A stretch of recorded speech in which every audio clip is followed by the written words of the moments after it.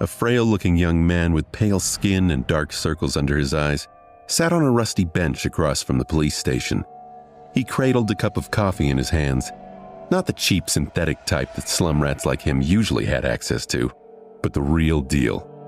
It was a cup of plant-based coffee, usually available only to higher-ranked citizens, and it had cost most of his savings. But today, Sonny decided to pamper himself. After all, his life was about to end. Enjoying the warmth of the luxurious drink, he raised the cup and savored the aroma. Then, tentatively, he took a small sip and immediately grimaced. "Oh, it's so bitter!"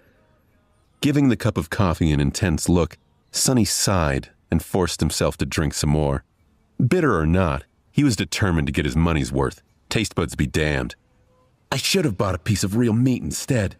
Who knew actual coffee is so disgusting? Well, it's going to keep me awake at least."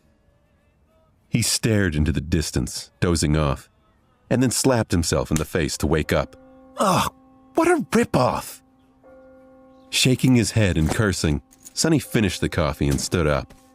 Rich people living in this part of the city were rushing past the small park on their way to work, staring at him with strange expressions.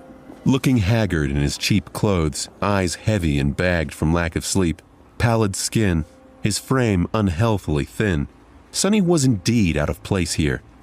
He tossed the cup into a garbage bin. The cup missed the bin by a wide margin and fell on the ground.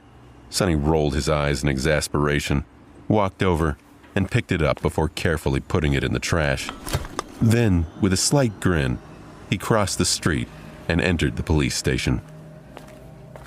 Inside, a tired-looking officer gave him a quick glance and frowned with obvious distaste. "Are you lost, boy?" Sonny looked around with curiosity, noting reinforced armor plates on the walls and poorly hidden turret nests in the ceiling. The officer, too, looked scruffy and mean. At least police stations remain the same wherever you go. "Hey, I'm talking to you." Sonny cleared his throat. No, I'm not lost at all." Then he scratched the back of his head and added, "As demanded by the third special directive, I am here to surrender myself as a carrier of the nightmare spell." The officer's expression instantly changed from irritated to wary. He looked the young man over once again, this time with piercing intensity. "Are you sure you're infected? When did you start showing symptoms?" Sonny shrugged. "A week ago?" The officer became visibly paler. "Shit." Then, with a hurried motion, he pressed a button on his terminal and bellowed, "Attention! Code black in the lobby. I repeat, code black." The nightmare spell first appeared in the world a few decades ago. Back then, the planet was just starting to recover from a series of devastating natural disasters and subsequent resource wars. At first, the emergence of a new disease that caused millions of people to complain about constant fatigue and sleepiness did not attract a lot of attention. But when they started to fall into an unnatural slumber with no sign of waking up even days later, governments finally panicked. Of course, by then, it was already too late. Not that an early response could have made any difference.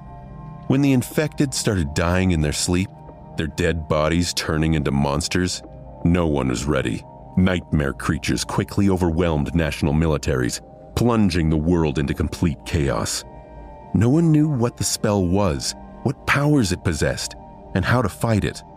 In the end, it was the awakened, those who survived the first trials of the spell and came back alive, who put a stop to its rampage. Armed with miraculous abilities earned in their nightmares, they restored peace and created a semblance of a new order. Of course, it was only the first of the catastrophes brought upon by the spell, but as far as Sonny was concerned, none of it had anything to do with him. Not until a few days ago, that is, when he first started having trouble staying awake. For an average person, being chosen by the spell was as much of a risk as an opportunity. Kids learned survival skills and fighting techniques in school on the off chance of being infected. Well-to-do families hired private tutors to train their children in all sorts of martial arts. Those from the awakened clans even had access to powerful legacies, wielding inherited memories and echoes in their first visit to the dream realm. The richer your family was, the better your chances of surviving and becoming an awakened were. But for Sonny, who had no family to speak of and spent most of his time scrounging for food instead of going to school, being chosen by the spell presented no opportunity at all. To him, it was basically a death sentence. A few minutes later, Sonny was yawning while several policemen were busy putting him in restraints. Soon he was fastened into a bulky chair that looked like a weird mix between a hospital bed and a torture device. The room they were in was situated in the basement of the police station, with thick armored walls and a formidable-looking vault door. Other officers were standing near the walls with automatic rifles in their hands and grim expressions on their faces. Sonny did not particularly care about them. The only thing he could think about was how much he wanted to sleep. Finally, the vault door opened, and a gray-haired policeman walked in. He had a seasoned face and stern eyes, looking like someone who had seen a lot of terrible things in his life. After checking the restraints, the policeman glanced quickly on his wristwatch and then turned to Sonny. "What's your name, kid?" Sonny blinked a few times trying to concentrate, then shifted uncomfortably. "Sonny." The old policeman raised an eyebrow. "Sonny. Strange name." Sonny tried to shrug but found himself unable to move. "Some of my friends call me Sunless, since I can seem quite unhappy from time to time. And at least I have a name. Back in the outskirts, not everyone gets one." After another yawn, he added, "It's because I was born during a solar eclipse. My mom had a poetic soul, you see. That's why he got this weird-ass name. And his little sister was called Rain, back when she still lived with them at least. Whether it was the result of poetic imagination or simple laziness, he didn't know." The policeman grunted. Do you want me to contact your family?" Sonny simply shook his head. "There's no one. Don't bother." For a second, there was a dark look on the policeman's face. Then his expression turned serious. "All right, Sonny.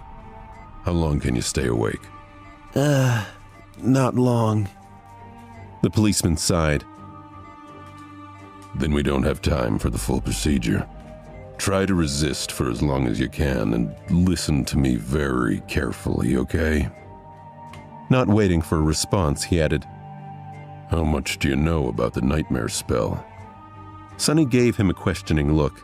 "As much as anyone, I guess. Who doesn't know about the spell?" "Not the fancy stuff you see in dramas and hear in the propaganda broadcasts. I mean, how much do you really know?" That was a hard question to answer. "Don't I just go into the dream realm, kill a few monsters to complete the first nightmare, receive magic powers, and become an awakened?" The old policeman shook his head. "Listen carefully. Once you fall asleep, you'll be transported into your first nightmare. The nightmares are sort of like trials, challenges created by the spell. Once inside, you'll meet monsters, horrible creatures who will test you, fight you, try their damnedest to break you. But you'll also meet people. They aren't worth trusting either. Your best bet is to fight for yourself. Remember, they are not real. They're just illusions conjured up to test you." "How do you know?" The policeman just stared at him.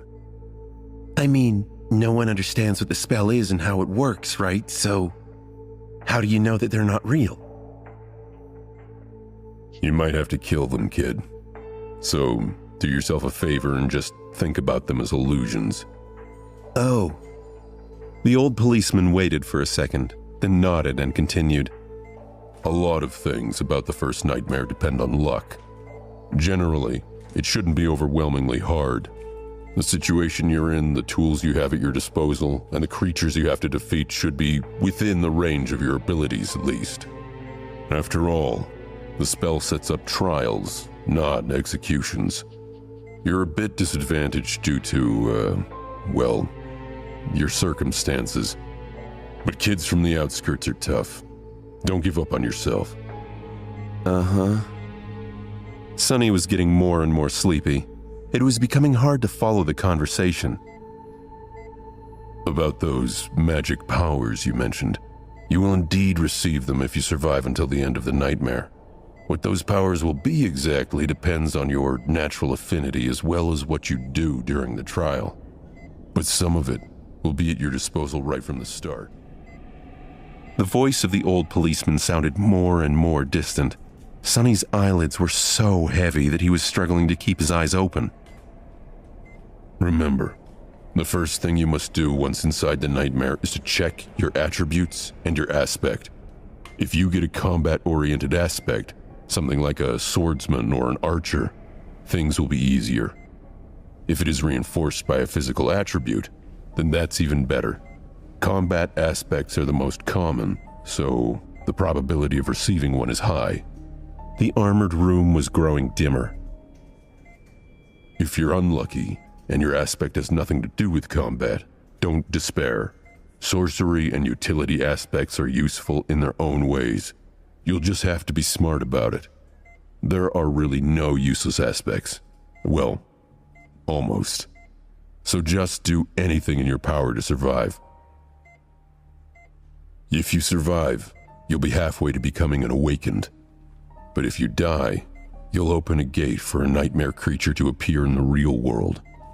Which means that my colleagues and I will have to deal with it, so please, don't die sunless. Already half asleep, Sonny felt a bit touched by the policeman's words. Or at least try not to die right away. The nearest awakened won't be able to get here for a few hours, so we would really appreciate it if you don't make us fight that thing ourselves. What? With that last thought, Sonny finally slipped into a deep slumber.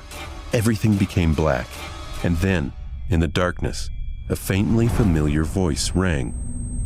Aspirant, welcome to the nightmare spell.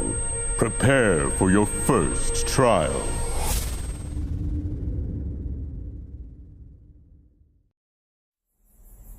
Sonny dreamt of a mountain, jagged and lonesome. It dwarfed other peaks of the mountain chain, cutting the night sky with its sharp edges. A radiant moon bathed its slopes in the ghostly pale light. On one of the slopes, the remnants of an old road stubbornly clung to the rocks.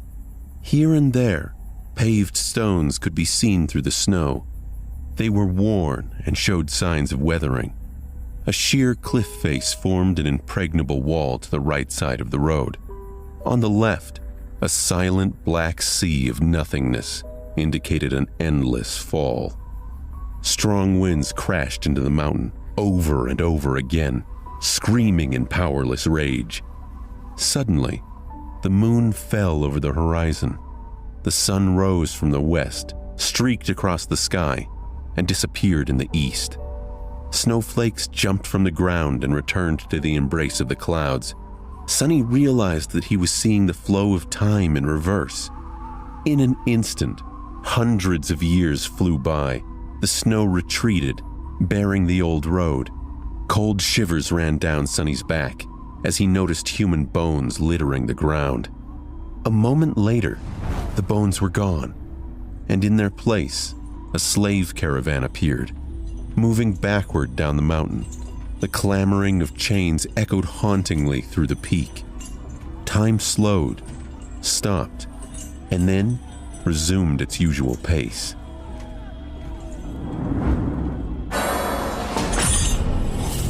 A loud voice boomed in Sonny's ears. Aspirant, welcome to the nightmare spell. Prepare for your first trial. Sonny searched around for the source of the voice, but saw nothing. What the hell was that? With nothing and no one to guide him, Sonny began to walk along the snowy mountain path. Step, step, another step. A dull ache was radiating through Sonny's bleeding feet as he was shivering from the cold. His threadbare tunic was nearly useless against the biting wind. There was a sudden jolt of pain from his wrists. Sonny looked down to see that he was now wearing iron shackles. The frozen metal rubbed on his raw and broken skin, sending sharp pangs of pain with his every step. No, I can't be part of the caravan. This isn't what the dream realm is supposed to be like. Sonny looked up and down, noticing a long chain winding up the road, with dozens and dozens of hollow-eyed people, slaves, just like him, shackled to it at small intervals.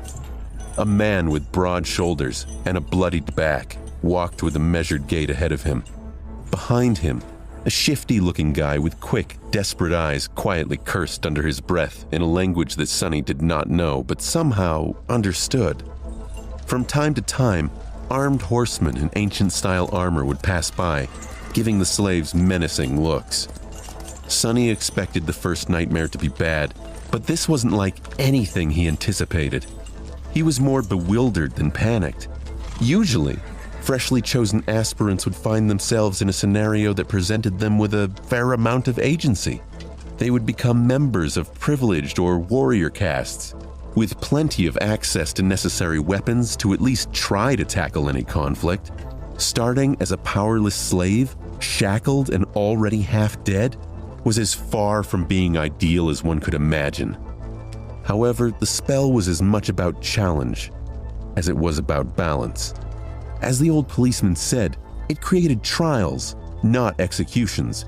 So Sonny was pretty sure that to counter this abysmal start, it would reward him with something good, a powerful aspect at least. Let's see, how do I do this? Remembering popular webtoons he read as a child, Sonny concentrated and thought about words like status, myself, and information. Indeed, as soon as he focused, shimmering runes appeared in the air in front of him. Once again, although he did not know this ancient alphabet, the meaning behind it was somehow clear. His eyes flitted over his bleak profile, which read, Name, sunless. True name, none. Soul rank, dormant. Memories, none. Echoes, none. Attributes, fated. Mark of divinity, child of shadows. Aspect, temple slave. Sonny wasn't surprised to have the lowest possible soul rank. This was his first nightmare. He had hoped he might be gifted a memory or an echo. Memories were magical items that could be obtained from the dream realm and summoned by the dreamer. Similarly, echoes were creatures the dreamer could call on for aid, but it seemed the nightmare spell didn't see fit to grant Sonny any resources. Sonny knew he couldn't focus on what he hadn't been granted. Life had taught him that a long time ago. He remembered the cop's advice and focused on his aspect. Temple slave. Didn't sound promising, but he dug deeper, pulling up the aspect description. The runes read, Aspect description. Slave is a useless wretch with no skills or abilities worthy of mention. A temple slave is just the same, except much rarer. At this point, Sonny finally lost his composure.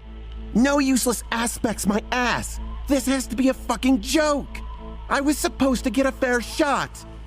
Sonny stared at the runes, trying to convince himself that he may be seeing things. Surely he couldn't be that unlucky, right? Preoccupied by his thoughts, he lost the rhythm of his steps and stumbled, pulling the chain down with his weight. Immediately, the shifty guy behind him screamed, Yeah, I'm shifty, see? Whores bastard, watch where you're going! Sonny hurriedly dismissed the runes, which were only visible to him, and tried to recover his balance. A moment later, he was once again walking steadily. However, not before inadvertently pulling on the chain one more time. The man behind him snarled, You little shit, I'm gonna kill you! The broad-shouldered man in front of Sonny chuckled without turning his head. Why bother? The weakling will be dead by sunrise anyway. The mountain will kill him. It'll kill you and me too, just a bit later. I don't know what the Imperials are thinking, forcing us into this cold. The shifty guy gasped. Speak for yourself, fool! I'm planning to survive. Sonny silently shook his head and concentrated on not falling again. What a charming pair. Suddenly, a third voice joined the conversation from somewhere further back. This one sounded gentle and intelligent. This mountain pass is usually much warmer this time of year. We just had really bad luck. Also, I would advise you against harming this boy. The Weasley man sounded annoyed. Why's that? Sonny turned his head slightly. He still couldn't catch sight of the mysterious stranger, but he caught their answer. Haven't you seen the markings on his skin? He is not like us, who fell into slavery due to debts, crimes, or misfortune. He was born a slave. A temple slave, to be precise. Not long ago, the Imperials destroyed the last temple of the Shadow God. I suspect that this is how the boy ended up here. The broad-shouldered man cast a look back. So what? Why should we be afraid of a half-forgotten weakling god? He couldn't even save his temples. Despite the other men's attitudes, the third person remained calm. The Empire is protected by the mighty war god. Of course, they're not afraid to burn down a few temples. But we, here, are not protected by anything or anyone. Do you want to risk angering a god? The broad-shouldered man grunted, not willing to answer. Their conversation was stopped by a young soldier riding a beautiful white horse. Clad in a simple leather cuirass, armed with a spear and a short sword, he looked dignified and noble. To Sonny's irritation, the asshole was really pretty too. If this was a historical drama, the soldier would be a male lead. There was no particular menace in his voice, even something resembling concern. What is going on here? When everyone hesitated, the gentle-voiced slave answered, It is nothing, sir. We are all just tired and cold, especially our young friend over there. This journey is truly too hard for someone that young. The soldier looked at Sonny with pity, and the teen felt resentment bubble up in him. Who was this soldier to look at him like that? He couldn't be that much older. The soldier sighed and took a flask from his belt before extending it to Sonny. Bear with it a little more, child. We will stop for the night soon. For now, here, drink some water. Being called a child struck close to home for Sonny. He was 18, but due to his thin body and small stature, both caused by malnourishment, Sonny was often mistaken for someone younger. Usually, he didn't hesitate to use it to his advantage. But for now, for some reason, being called a child irked him. Still, he was thirsty. He was about to take the flask when a whip cracked in the air, and suddenly Sonny was in a world of pain. He stumbled, once again pulling on the chain and causing the shifty slave behind him to curse. Another soldier, this one older and angrier, stopped his horse a few steps back. The whip that sliced the back of Sonny's tunic open and drew blood belonged to him. Without even glancing at the slaves, the older soldier pierced his younger colleague with a disdainful glare. What do you think you're doing? The young soldier's face darkened. I was just giving this boy some water. The older soldier glowered. He'll receive water with the rest of them once we camp. The pretty one attempted to argue, but his fellow soldier wasn't willing to listen. Shut your mouth. These slaves are not your friends. Understood? They're not even people. Treat them like people and they'll begin imagining things. The young soldier looked at Sonny, then lowered his head and put the flask back on his belt. His companion nodded. Don't let me catch you making friends with the slaves again, newbie. Or next time it will be your back tasting my whip. As if to illustrate his intention, the older soldier cracked his whip in the air and rode past them, radiating threat and anger. Sonny watched him go with well-concealed malice. I don't know how, but I will watch you die first. Then he turned his head and glanced in the direction of the younger soldier, who was falling behind with his head still lowered. And you second. The entire interaction awakened something in Sonny. He'd been so distraught by the hand he was dealt. He felt defeated, ready to give up. But this anger stoked his drive to survive. He wouldn't be treated this way, counted out. He was going to survive and become awakened. He was going to turn his curse into a blessing and for once in his goddamn life, have power. Sonny smirked as the pieces of a plan began to form in his mind.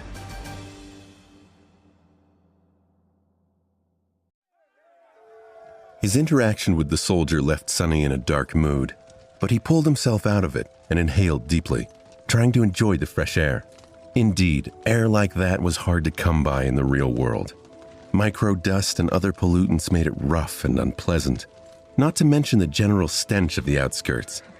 In the better parts of the city, sophisticated filtration systems worked diligently. However, filtered air tasted sterile and stagnant. Only the very rich had access to truly pleasant breathing.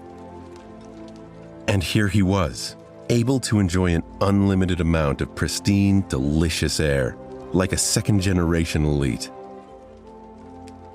At least I've gotten to breathe real air before I die. However, these real-world luxuries were laughably overshadowed by the fact that he was stuck in a chain gang. The cold was dreadful, and his wrists and feet throbbed in agony.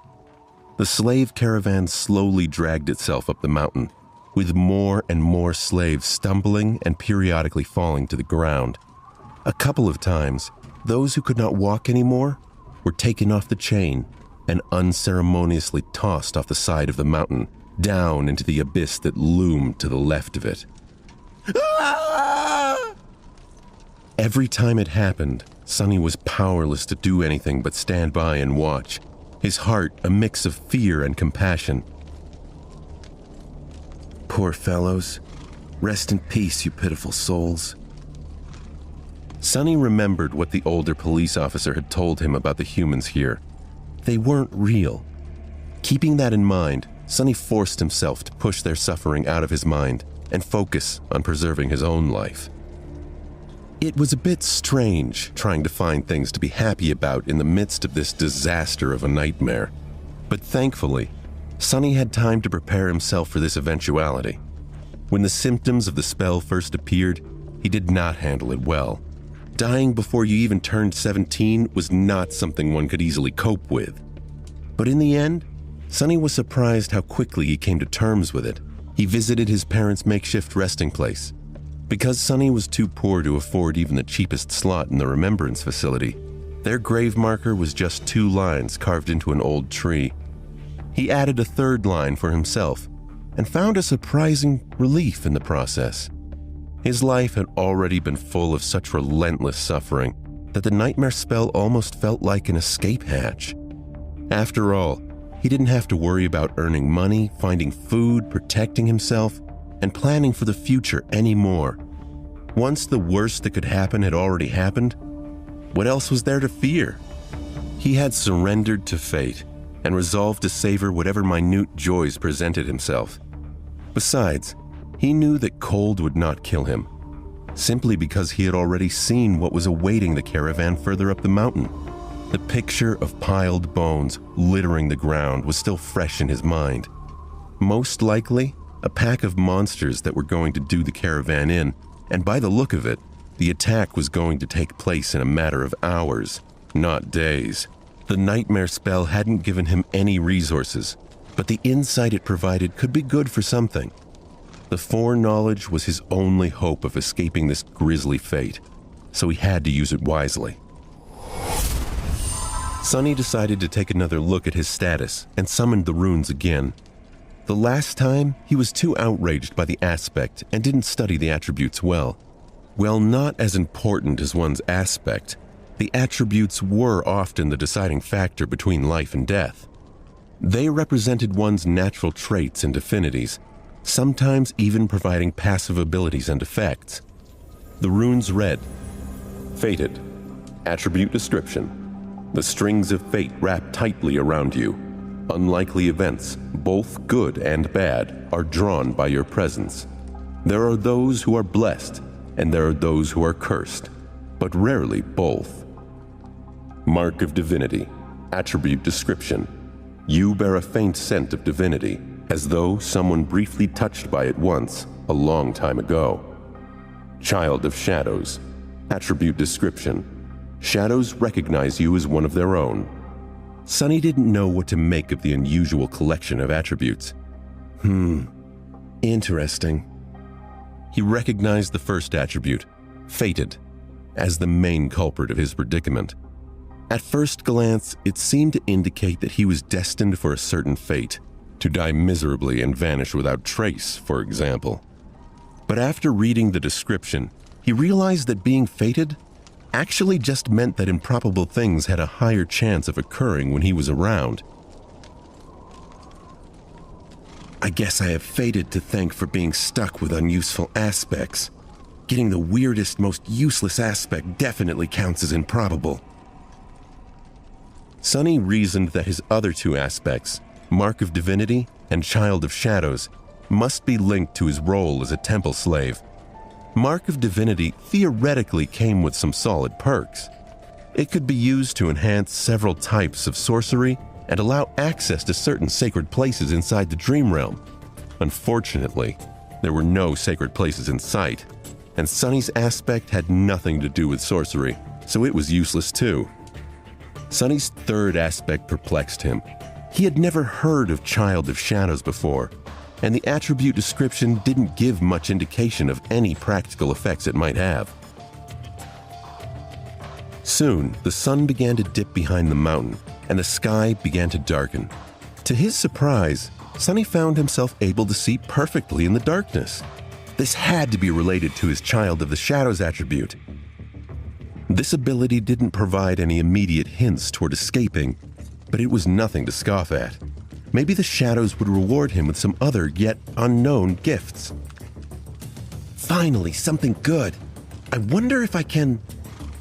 The leader soldier's voice boomed. Stop the caravan. Prepare to camp.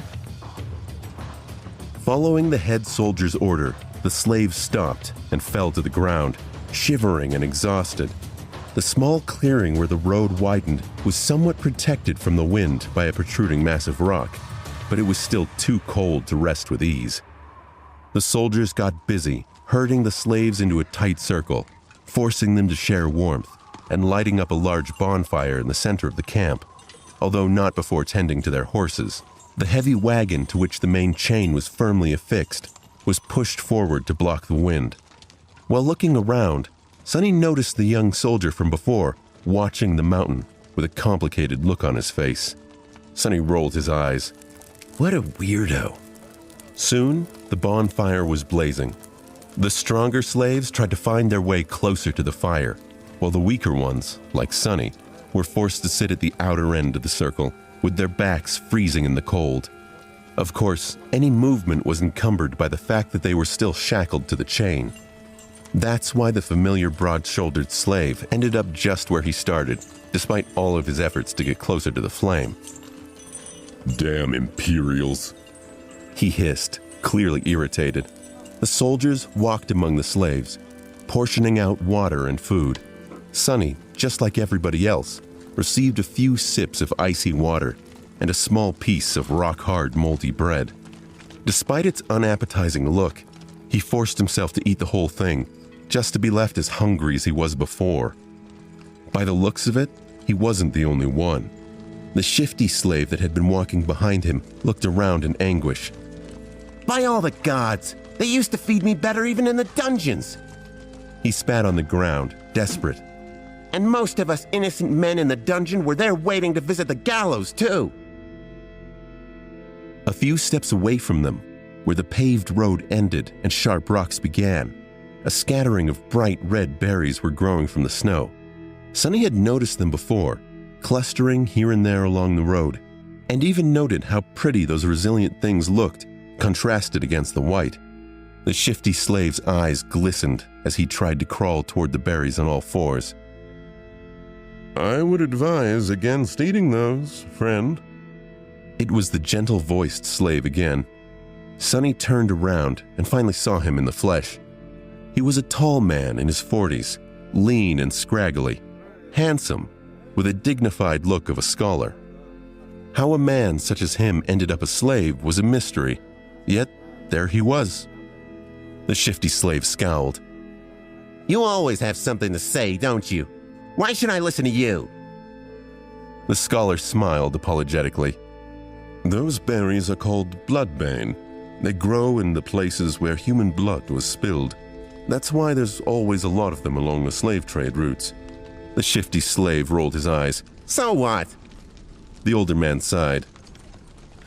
Bloodbane is poisonous. A few berries might be enough to kill an adult man.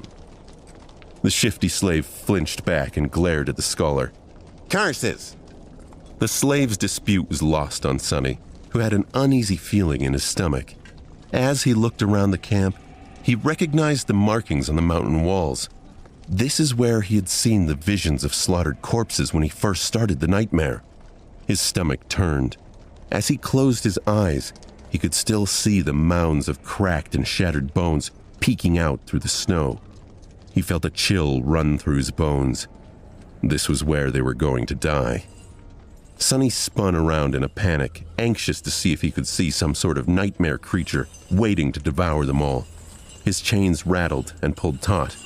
He realized even if he saw the monster coming, he would be powerless to fight or flee. He was a sitting duck. As if on cue, there was a thunderous roar from above them in the mountains. The soldiers and other slaves stirred, realizing for the first time they were in grave danger. But it was too late. A massive dark form came crashing from the sky. Sonny yanked at his chains, trying to weasel away, but the being was falling at them way too fast.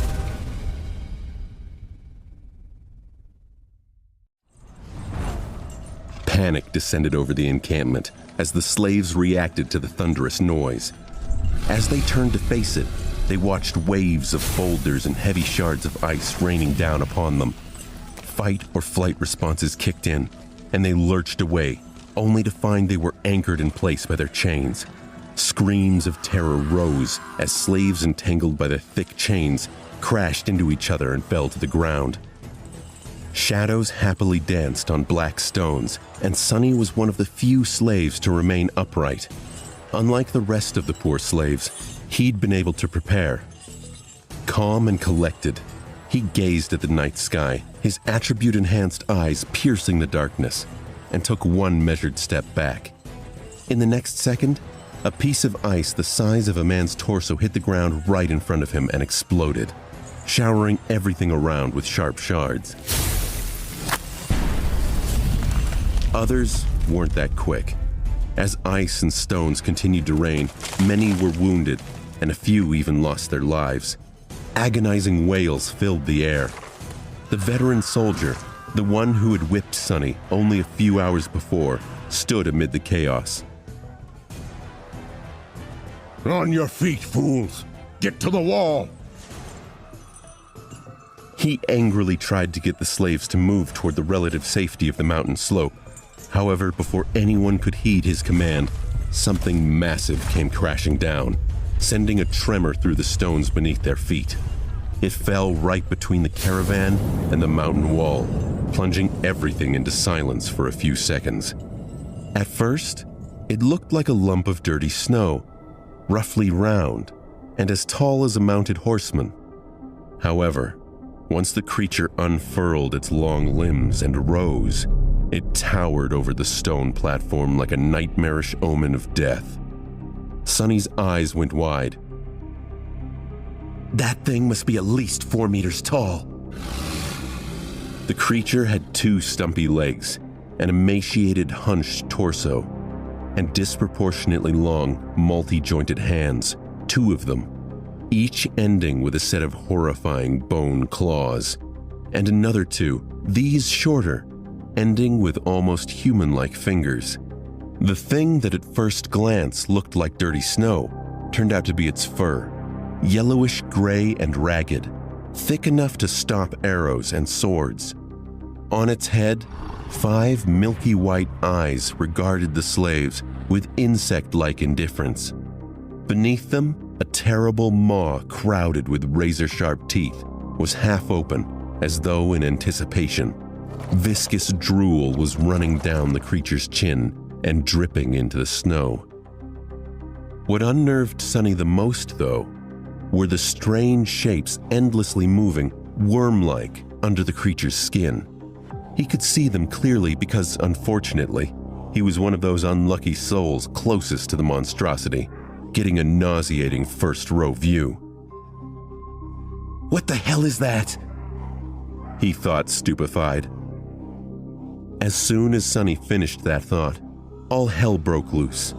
The creature moved, slashing its claws in his general direction. But Sonny was one step ahead. Without wasting a single moment, he jumped sideways, as far as the chain allowed, conveniently placing the broad-shouldered slave between himself and the monster. His quick reaction saved his life, as those sharp claws, each as long as a sword, sliced through the broad-shouldered man a fraction of a second later, and sent streams of blood flying through the air. Drenched in the hot liquid, Sonny hit the ground, and his fellow slave, now simply a corpse, fell on him from above. Pinned to the ground, Sonny struggled to get up. Damn! Why are you so heavy? Temporarily blinded, Sonny heard a chilling howl and felt an enormous shadow passing over him. Immediately after, a deafening chorus of screams filled the night. Not paying it any attention, he tried to roll the corpse to the side, but was stopped by a forceful lurch of the chain that twisted his wrists and filled his mind with white-hot pain. Disoriented, he felt himself being dragged a few steps, but then the chain suddenly slackened, and he was able to control his hands again. Thank God for small favors. Putting his palms against the dead man's chest, he pushed with all the strength he had. The heavy corpse stubbornly resisted his attempts, but then finally fell sideways, setting Sonny free. However, he didn't get to celebrate his newly found freedom, as his blood suddenly turned to ice. At that moment, with his palms still pressed against the broad-shouldered slave's bleeding body, he felt something wriggling under the dead man's skin. He chastised himself for thinking he was somehow even minorly victorious. Pushing the corpse with his legs, Sonny crawled as far away from it as he could, which was about 1.5 meters thanks to the ever-present chain. He quickly glanced around, noticing a mass of dancing shadows and the silhouette of the monster rampaging amidst the screaming slaves on the opposite end of the stone platform. Then he concentrated on the dead body, which was starting to convulse with growing violence. On the opposite side of the corpse, the shifty slave was staring with a slackened jaw and a horrified expression on his face. Sonny waved to get his attention. What are you staring at? Move away from it! The shifty slave tried, but immediately fell. The chain was twisted between the three of them, pinned down by the broad-shouldered man's weight. Sonny clenched his teeth.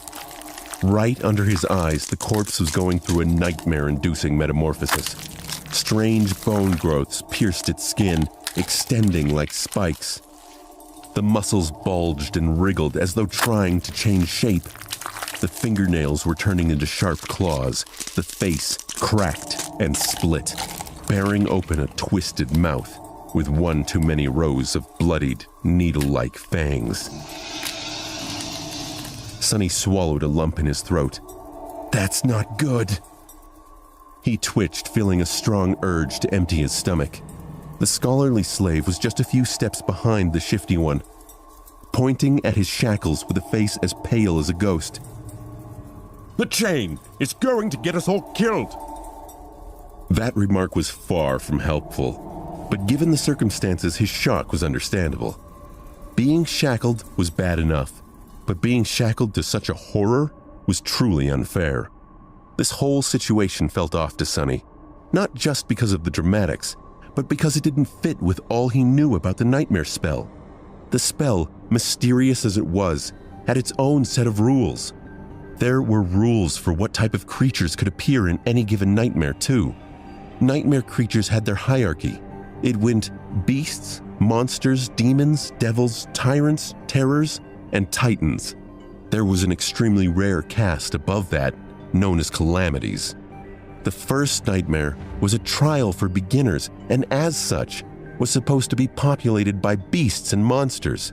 In rare instances, one may come face to face with a demon, but that was it. The creature that was hunting them had to be far beyond that level. Nightmare creatures' powers increased with their level, and the skill this animal had just shown, the ability to create a lesser version of itself, was something that was only seen in tyrants and above. What was this tyrant even doing in a first nightmare? Was it because of Sonny's damned fated attribute? How many more times would this screw him over? But there was no time to ponder. Unfair or not, there was only one person now who could save Sonny. Himself. The broad-shouldered man, what was left of him, slowly rose, his mouth producing strange clicking noises. Without giving him time to fully come to his senses, Sonny cursed and jumped forward, grabbing onto the length of the slackened chain. One arm of the monster, now fully equipped with 5 jagged claws, shot forward to meet him, but Sonny sidestepped it with one calculated movement. What saved his skin this time was not a quick reaction, but a simple presence of mind. Sonny never trained in any fancy combat techniques, since his childhood was spent on the streets. But the streets too were a kind of teacher. He had spent his whole life fighting for survival, quite often literally. That experience allowed him to keep a cool head on his shoulders in the midst of any conflict. So instead of freezing or being consumed by fear and doubt, Sonny just acted. Stepping close, he threw the chain around the monster's shoulders and pulled, pinning his hands to its body. Before the creature, still slow and groggy from its transformation, could properly react, Sonny wrapped the chain around it several times, barely saving his face from being bitten off by the creature's terrifying maw. The good thing was, the monster couldn't move its hands now. The bad thing was, the length of the chain he used to immobilize it was gone, leaving almost no distance between them. You two! Sonny screamed at the shifty and scholarly slaves. Pull on that chain as though your lives depend on it! The shifty slave and the scholar gaped at him, and then, understanding what he was thinking, started to move. Grabbing the chain from the opposite directions, they pulled as hard as they could, tightening their grip on the monster and not letting it shake loose. Sonny sighed in relief. Well done! The monster bulged its muscles trying to break free. The chain creaked, caught on the bone spikes as though slowly breaking apart. The scholar frowned. Not well enough. Without wasting any more time, Sonny threw his hands in the air and caught the creature's neck with the short, thinner chain connecting his shackles. Then, he circled the monster with a quick step and pulled, ending up back to back with it, as far away from its maw as he could. Sonny knew that he wasn't strong enough to strangle a man with his bare hands, let alone a weird, terrifying mutant like the one trying to eat him. But now, using his own back as a lever, and the weight of his whole body to pull the shackles down, he at least stood a chance. He pulled down with all his might, feeling the monster's body pressing against him, bone spikes brushing against his skin. The monster continued to struggle, clicking loudly and trying to break the chain tying him down apart. Now it was just a question of what would break first, the chain or the monster itself. Die! Die, you bastard! Sweat and blood were rolling down Sonny's face as he was pulling down with as much force as he could muster. Every second felt like an eternity. His strength and stamina, what little he had to begin with, were quickly running out. His wounded back, wrists, and muscles, pierced by the bone spikes, were in agony. And then, finally, Sonny felt the monster's body go limp. A moment later, a faintly familiar voice rang in the air.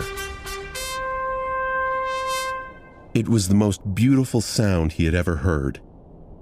You have slain a dormant beast, Mountain King's larva. Sonny released the dead beast and sank back to catch his breath. He'd done it. He'd fucking killed that creature's spawn.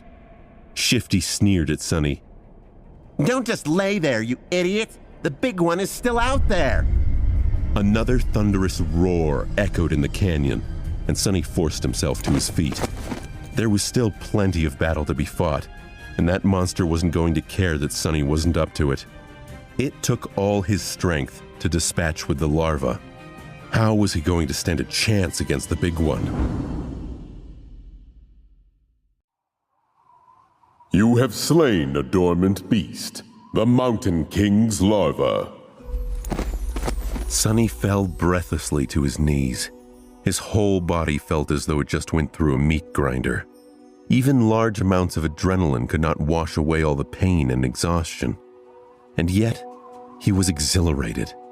The satisfaction of killing the larva was so vast that he even forgot to be disappointed about not receiving a memory, the special item tied to a Dream Realm inhabitant's essence, which was sometimes awarded by the spell to the triumphant awakened. A magic sword or a suit of armor would have come in handy right about now. He would even settle for a warm coat. 3 seconds. You can rest for 3 more seconds, Sonny thought. The nightmare was far from over. A few moments later, he forced himself to come back to his senses and looked around, trying to assess his situation. The larva was dead, which was great. However, he was still tied to it by the damn chain. The shifty slave and the scholar, both pale as death, were busy untangling it to buy the 3 of them at least some freedom of movement. Further away, torn bodies and pieces of flesh were lying on the ground. Many slaves were killed. The lucky few who had somehow managed to escape were now running away. Fools. They're dooming themselves. The chain jerked towards where they ran, but then suddenly went slack. A burst of hope filled Sonny's chest, but it was quickly dashed when he realized he was still attached to the scholar and the shifty slave. At some point, the chain must have broken in 2. If their shackles had a less sophisticated locking mechanism, he would have tried to pick the lock and free himself. Unfortunately, each pair was fixed to a specific link. Without unlocking them, no one was going anywhere. The tyrant, Mountain King, was hidden from sight by the bright glow of the bonfire. Sonny could feel his movements, however, due to the subtle tremors spreading through the stones. Screams of the slaves who were yet to perish filled the night. The soldiers, who were still alive, bellowed out, desperately trying to fight off the monstrosity. What pulled Sonny's attention the most, however, was the fact that several of the maimed bodies were starting to move. More larvae? His eyes widened. One after another, 4 more corpses slowly rose to their feet. Each beast looked as disgusting as the first had, and not a bit less deadly. The nearest was mere feet away from Sonny. Damn it all! He thought. Then, weakly, I want to wake up. A strange clicking filled the air. One of the beasts turned its head towards Sonny's group of slaves and gnashed its fangs. The shifty slave fell on his ass, whispering a prayer, while the scholar just froze in place. Sonny's eyes darted to the ground, trying to find something to use as a weapon, but there was nothing there. But he wasn't about to give up. Full of vitriol, he simply wrapped a length of chain around his knuckles and raised his fists. Come at me, you bastard!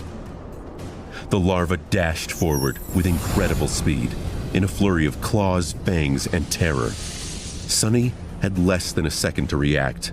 Before he could do anything, a nimble figure moved past him, and a sharp sword flashed in the air. The monster, beheaded with one strike, fell gracelessly to the ground.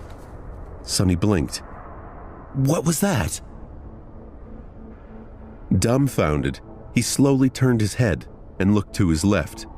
Standing there, with a valorous expression, was the handsome young soldier who had offered him water.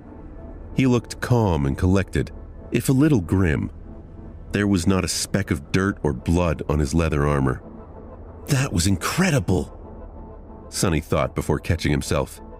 I mean, that was all right, I guess. With a short nod, the soldier moved forward to face the remaining 3 larvae. But after taking a few steps, he suddenly turned around and gave Sonny a long look. Then, with one swift motion, the young warrior took something from his belt and threw it to Sonny. Save yourself. With that, he was gone to fight the monsters. Sonny reflexively caught the item and watched the soldier go.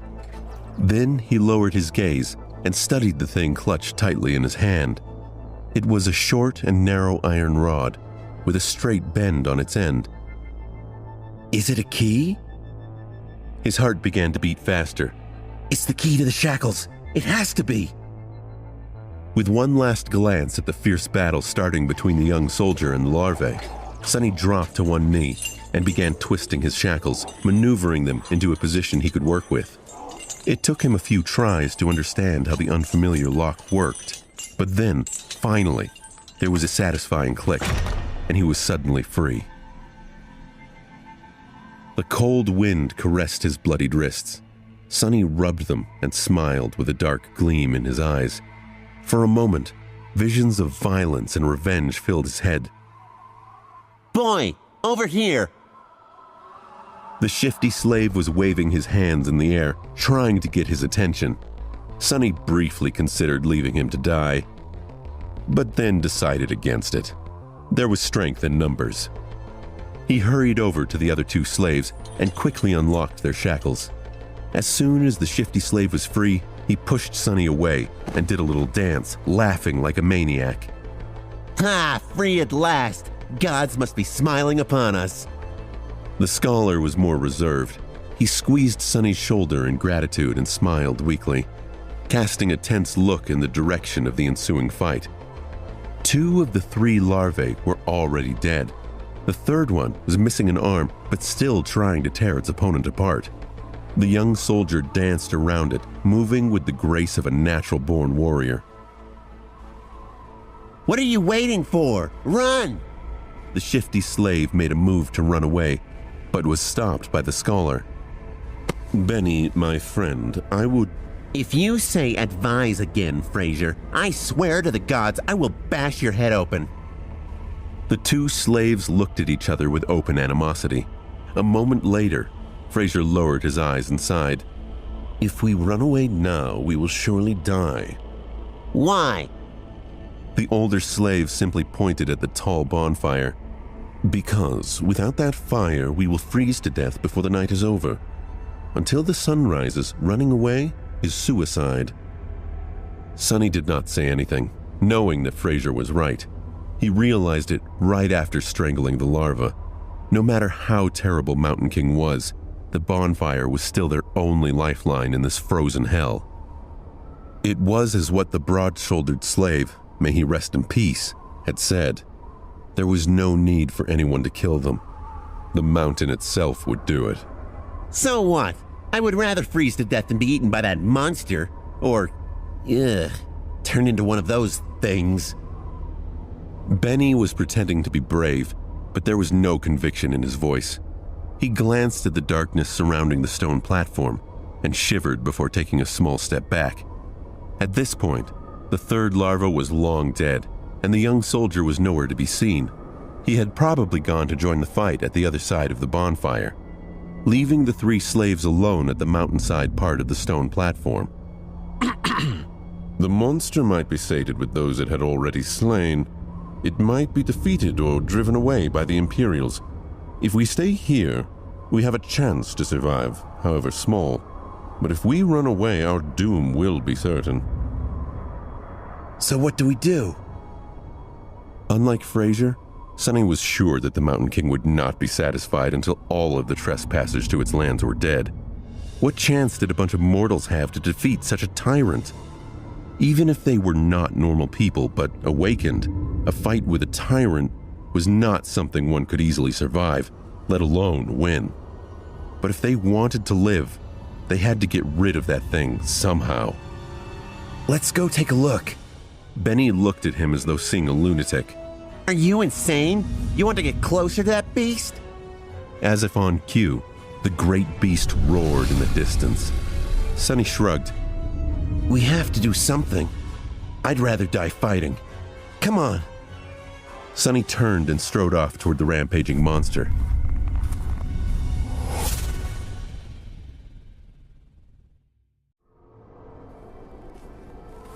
Sonny was off to face a nightmare creature.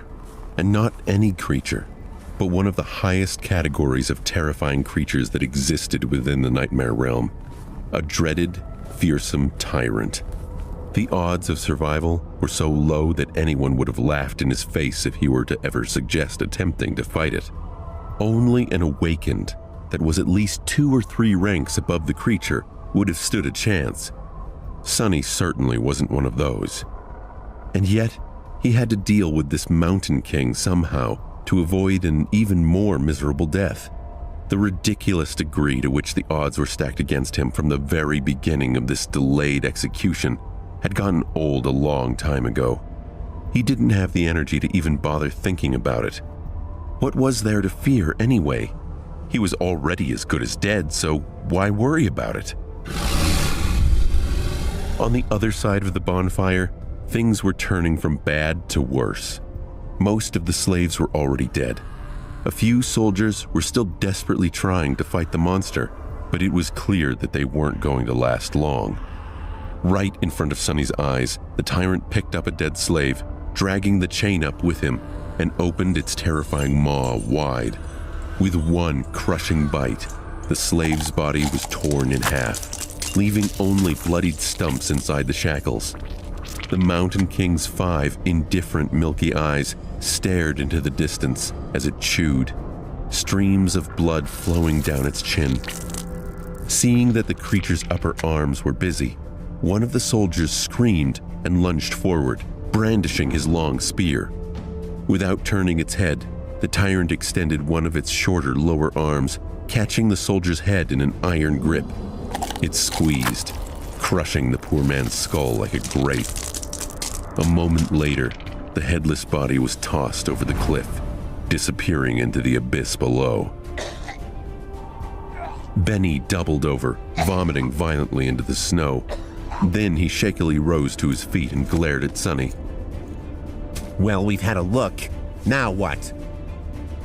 Sonny did not answer, pensively observing the tyrant with his head slightly tilted to one side. Benny turned to Fraser. I'm telling you, old man, the boy is sick in the head. How the hell can he be so calm? Shh! Lower your voice, fool. Blood drained from Benny's face as he clapped his hands over his mouth. Then he cast a fearful look in the direction of the tyrant. Luckily, the abomination was too busy feasting on the slaves, the lucky ones who were already dead, and the unlucky ones who were still alive, to pay them any attention. Benny slowly exhaled. Sonny was preoccupied with thinking, measuring his chances of survival. How do I get rid of that thing?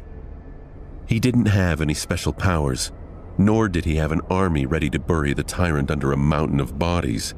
He didn't even have a weapon to at least scratch the damn bastard. Sonny moved his gaze and looked past the creature into the endless darkness of the moonless sky. Suddenly, a bright flash streaked in the air and collided with one of the tyrant's arms. The collision burst and sparks rained down onto the mountainside. The young soldier, Sonny's heroic liberator, had just tossed a burning piece of wood at the monster and was now defiantly raising his sword. Face me, devil! A distraction. Perfect. Sonny knew there was no way he could kill the Mountain King with his own 2 hands. He decided to enlist some help. A human wouldn't be up to the task, but a force of nature on the other hand. Since I can't do the bastard in myself, let's make gravity do it for me. He was in the middle of thinking over the details of the plan when the young hero's foolish bravado presented an opportunity. Now, everything depended on how long the pompous idiot would manage to stay alive. Come with me, Sonny said as he started running toward the far end of the stone platform, where the heavy wagon was perched dangerously close to the edge of the cliff. Benny and Fraser shared a hesitating look, but followed him anyway. Benny muttered under his breath, Is this calm confidence or madness? Fraser shook his head. Who knows? But it is often the mad who are favored by the gods. Behind them, the young heroic soldier nimbly ducked under the tyrant's claws, slashing it with his sword. The sharp edge slid ineffectively across the dirty fur, not leaving even a scratch on the creature's flesh. In a flash, the tyrant moved with frightening speed, throwing all 4 of its hands in the direction of its new, irritating foe. Meanwhile, Sonny ran with all his speed towards the wagon. Once he reached it, he hurriedly looked around, checking if there were any larvae close by. Once he was sure he was in the clear, he pushed the wagon, trying to move its rear wheels. The wagon was left at the upper end of the stone platform, where it narrowed and turned back into the road. It was turned sideways to block the wind, with its front facing the mountain wall and its back facing the cliff. There were 2 large wooden wedges placed under the rear wheels to prevent the wagon from rolling backward. Sonny turned to his companions and pointed at the wedges. When I tell you, remove both of them, then push. Understand? What? Why? Benny stared at him with a dumbfounded expression on his face. Fraser just looked at the wedges and then at the tyrant. The young soldier was miraculously still alive.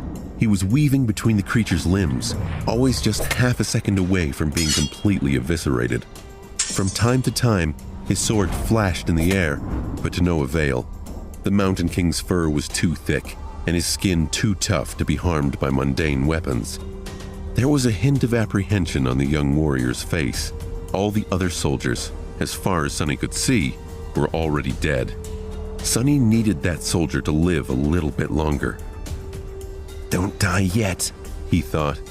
To Benny, he simply said, just do it. Trust me. The next moment, Sonny was running again, trying to follow the chain from the brace where it was fixed to the wagon. The thing he was searching for was hard to notice due to all the bodies, blood, and viscera littering the stone platform. But for once, luck was on his side. A short amount of time later, he had found what he needed, the torn end of the chain. Finding the nearest set of shackles, complete with a horribly disfigured body of a slave locked in them, Sonny plopped down on his knees and scrambled to unlock them. With a sideways glance, Sonny noticed the brave young soldier flying through the air, finally caught by one of the tyrant's strikes. Incredibly, the young soldier managed to land on his feet, sliding several feet across the stones. All of his limbs were still in place. There were no terrible wounds on his body either. Without skipping a beat, the soldier rolled forward, picking up his sword from where it fell on the ground, and then rolled once more, this time sideways, narrowly avoiding a heavy stomp from the creature's foot. With a resounding click, Sonny finally managed to unlock the shackles, shaking the dead slave out of them. He promptly locked them once again, this time around the chain itself, ending up with a makeshift slipknot and loop. Now, everything depended on his resolve, hand-eye coordination, and luck. Turning to Benny and Fraser, who were still waiting by the wagon, he screamed, Now! Then, picking up a sizable length of chain, Sonny stood up and faced the tyrant. The young soldier spared him half a glance. His eyes lingered on the chain for a moment, and then quickly followed it to the wagon. Without showing a hint of emotion, the young warrior doubled his efforts, drawing the creature's attention away from Sonny. Sonny focused on the weight of the chain in his hands, the distance between him and the tyrant, and his target. Time seemed to slow. Please, don't miss. Gathering all of his strength, Sonny spun and threw the chain in the air. Like a fisherman casting his net, the loop opened as it flew, closing in on the position of the fight between the young soldier and the tyrant. Sonny just needed the loop to land on the ground, close enough to them that once one of the tyrant's feet landed in the trap, he could pull on the chain and tighten it around the monster's ankle. In the last moment, the Mountain King suddenly flinched back, and instead of falling on the ground, the chain loop landed perfectly around its neck. A second later, it tightened, acting as an iron noose. Sonny froze for a moment. He couldn't believe his eyes. He clenched his jaw and balled his fists at his side. He held himself back from triumphantly shaking them in the air. Yes! He screamed inwardly. Moments later, The wagon rolled off the cliff, pulling the tyrant down with it. Sonny looked back to make sure, but what he saw drained the blood from his face. Benny and Fraser had managed to remove the wedges from under the wagon's wheels and were now desperately pushing it to the edge of the road. However, the wagon was rolling slowly, very slowly, much slower than Sonny had anticipated. He turned to the tyrant, panicking. The creature, surprised by the sudden weight pressing down on its neck, was already raising its hands to tear the chain apart. Sonny's eyes widened. In the next second, the young knight crashed into one of the tyrant's legs, throwing it off balance and buying them some more time. Sonny was already running to the wagon, cursing loudly in his mind. Reaching it, he threw all of his weight into the damp wood alongside Benny and Fraser. He pushed with all the strength left in his rather small, terribly beaten, and enormously exhausted body. Roll! Roll, you creaky piece of shit! The wagon sped up a little, but was still too slow. It needed more momentum to reach the cliff's edge. Sonny turned and saw something that sent a ripple of dread across his body. The tyrant had finally managed to get a hold of the chain tied around its neck, trying to free itself.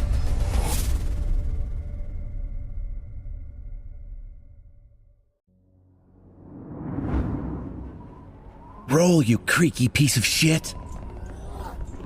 Sonny pressed himself against the wagon, pushing with all he had.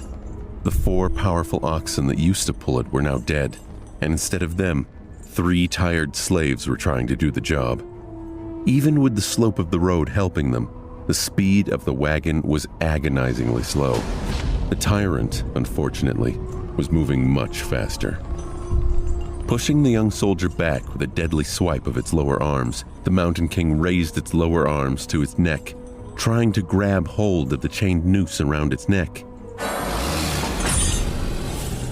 The Mountain King's fearsome physique seemed to be turning into a disadvantage. Its long, terrifying bone claws were perfect for tearing flesh apart, but they weren't the best tool for precise movements. It took the tyrant some time to finally get a hold of the chain without slicing its neck open. Right as the beast got a grip on the chain, the wagon finally started to approach the edge of the cliff. Come on, just a little bit more! The wagon's rear wheels finally slid from the road, hanging over the dark, seemingly bottomless pit beneath. The creature felt a tug on the chain and turned, staring expressionlessly at the 3 slaves with its 5 milky, dead eyes. The wagon tipped, half of the wood disappearing towards the abyss below. The quick motion threw Benny and Fraser off their feet. Then, the wagon froze, balanced precariously on its middle axis. Sonny was the only one left standing. He cast a last glance at the towering monster and then slammed his shoulder into the front of the wagon. The wagon finally lost its balance and rolled over the edge, scraping its undersides deafeningly against the jagged rocks. Sonny fell forward, landing on his knees, narrowly saving himself from tumbling down the cliff with it. Turning his head to the tyrant, he gave it a wicked smile. The Mountain King made a move to lunge at the scrawny slave, but it was already too late.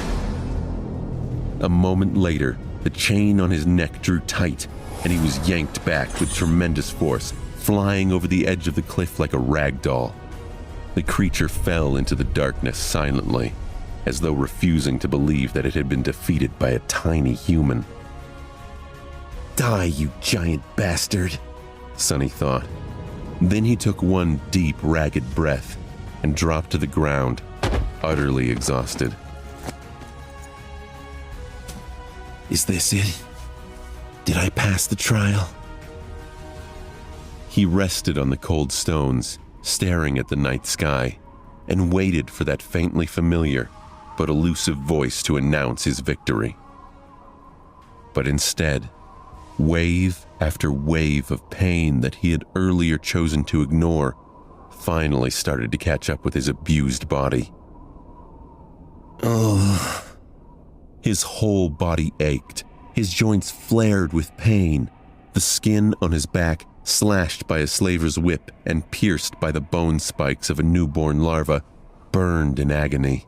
He started to shiver, once again consumed by the dreadful cold. I guess not. His thoughts were slow and muddy. What else am I supposed to do? A dark figure appeared above him. It was the young soldier. He looked as calm and handsome as ever. Dirt and scratches decorated his armor from his valiant battle, but otherwise, the young soldier appeared to be fine. He extended one arm to Sonny. You can't rest here. You'll freeze to death. Sonny sighed, accepting that his first nightmare was not over. Then he clenched his teeth and slowly rose to his feet, ignoring the soldier's helping hand. Around them, there was a sense of utter carnage. Except for the 3 slaves and the heroic soldier, every member of the caravan was dead. Their bodies littered the ground. They were horribly maimed, and some were torn into pieces. Here and there, a repulsive carcass of a larva could be seen. Shadows cast by the bonfire danced happily across the stone platform, seemingly unperturbed by this morbid view. Sonny was already numb to the gruesome carnage, or was simply too tired to react. Benny and Fraser were already up, looking at the soldier with weary apprehension. With or without shackles, they were still slaves, and he was still a slave driver. Noticing their tense gazes, the soldier sighed. Come closer to the fire, all of you. We need to warm ourselves and discuss what to do next. Without waiting for their response, the soldier turned around and walked away. After hesitating for a few moments, the slaves followed. A bit of time later, the 4 of them were seated around the bonfire, soaking up pleasant heat. Benny and Fraser were close to each other, maintaining a safe distance from the soldier. Sonny sat apart from everyone, not because he had a specific reason to distrust one more than the others, but simply because he didn't know how to interact with people in general. Growing up, Sonny was always a misfit. It's not that he had never tried to become close with someone. It's just that he seemed to lack the ability. It was as if there was an invisible wall between him and the rest of the world. If he had to put it in words, Sonny would say that he was born without a small but important gear in his brain that everyone else seemed to possess. As a result, he was often baffled and stumped by human behavior, and his attempts to imitate it, however diligent, inevitably fell flat. This strangeness made others uncomfortable. He has always been a bit different, and if there was one thing people hated, it was those different from them. Over time, Sonny simply learned to avoid getting too close to anyone and settled comfortably into his outcast role. This habit served him well, since it not only made him self-reliant, but also saved him from being stabbed in the back by shady characters on multiple occasions. That's why he was not thrilled to share the rest of this nightmare with 3 strangers. Instead of trying to start a conversation, Sonny sat quietly by himself, lost in thoughts. After a few minutes, the soldier's voice finally broke the silence. My name's Gregor. Sonny looked up and across the fire at him. Benny scoffed. Oh, so we're on a first-name basis now. Or were you planning to still just refer to us as slaves? Gregor ignored Benny's words. Once the sun rises, we will gather whatever food and water we can find and go back down the mountain. Benny gave him a defiant look. Why should we go back? To be put in chains again? The young soldier sighed. We can go our separate ways once we leave the mountain. But until then, I'm still responsible for your lives. We can't continue up the road since the way over the mountain pass is long and arduous. Without the supplies that were stored on the wagon, your chances of making it are not high. That's why going back is our best hope. Fraser opened his mouth, planning to say something, but then thought better of it and remained silent. Benny cursed, but was seemingly convinced by Gregor's irrational words. We can't go down. Benny barked a laugh and glanced at the soldier. Don't listen to him, your lordship. This boy is, touched by the gods. He's crazy, is what I'm trying to say. Gregor frowned, looking at the slaves. The two of you are only alive thanks to this child's bravery. Aren't you ashamed to badmouth him so? Benny shrugged, showing that he wasn't ashamed in the least. The young soldier shook his head. I, for one, would like to hear his reasoning. Tell me, why can't we go down? Sonny shifted, uncomfortable in the center of everyone's attention. Because the monster isn't dead.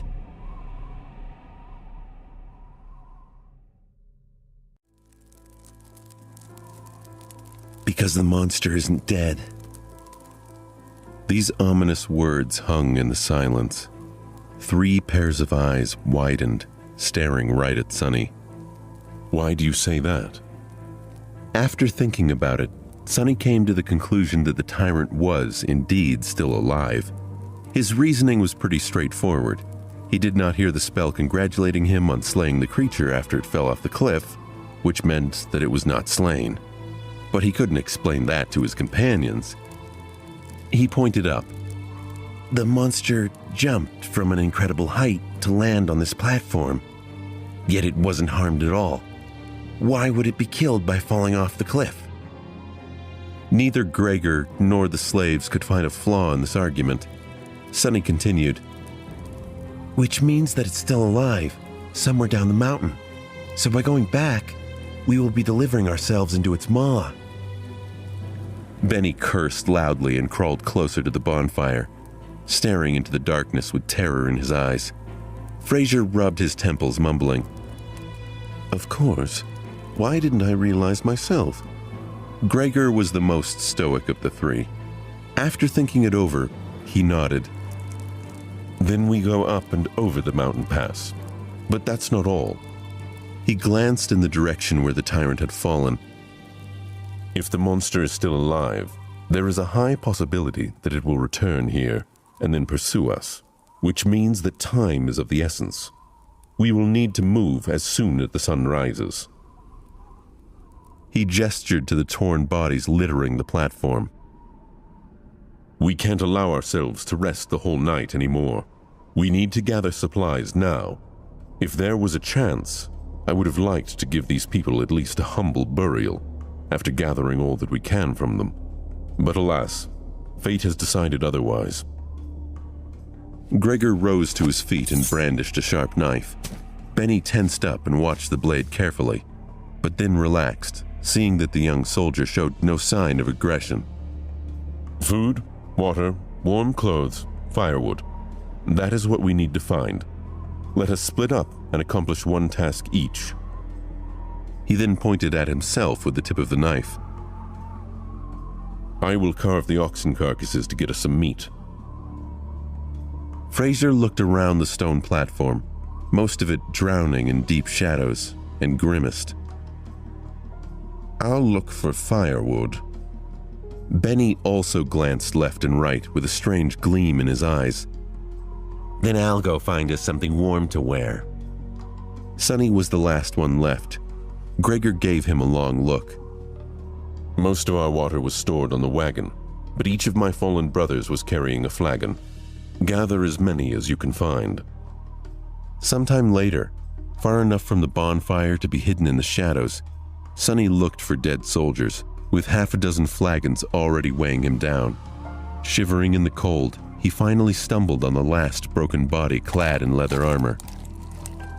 A cry of pain broke through the silence of the night. The old veteran, the one who had whipped him for trying to accept Gregor's flask, was badly injured and dying, but miraculously, still clinging to life. Horrible wounds were covering his chest and stomach. His time was running out. Sonny knelt beside the dying soldier and looked him over, searching for the man's flagon. What irony, he thought. The old man chuckled, a strange, strained laugh that brought up blood with it. The older man tried to focus his eyes on Sonny, and weakly moved his hand, reaching for something. Sonny looked down and noticed a shattered sword laying on the ground not far from them. Curious, he picked it up. Are you looking for this? The dying soldier didn't answer, watching the young slave with some unknown intense emotion in his eyes. Sonny sighed. It's the least I can do. With that, he leaned forward and slit the old man's throat with the sharp edge of his broken blade, then threw it away. The soldier twitched, drowning in his own blood. The expression in his eyes changed. Was it gratitude or hatred? Sonny did not know. Illusion or not, it was his first time killing a human. Sonny expected to feel guilt or fear, but actually there was nothing at all. It seemed that, for better or worse, his cruel upbringing in the real world had prepared him for this moment well. He sat quietly near the old man, keeping him company on his last journey. After a while, the spell's voice came whispering into his ear. You have slain a dormant human, name unknown. Sonny flinched. Oh, right. Killing people is also an achievement as far as the spell is concerned. They don't usually show this in the webtoons and dramas.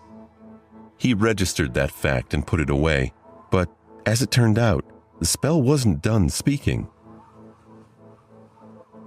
You have received a memory. Sonny froze, opening his eyes wide. I hope it's something useful.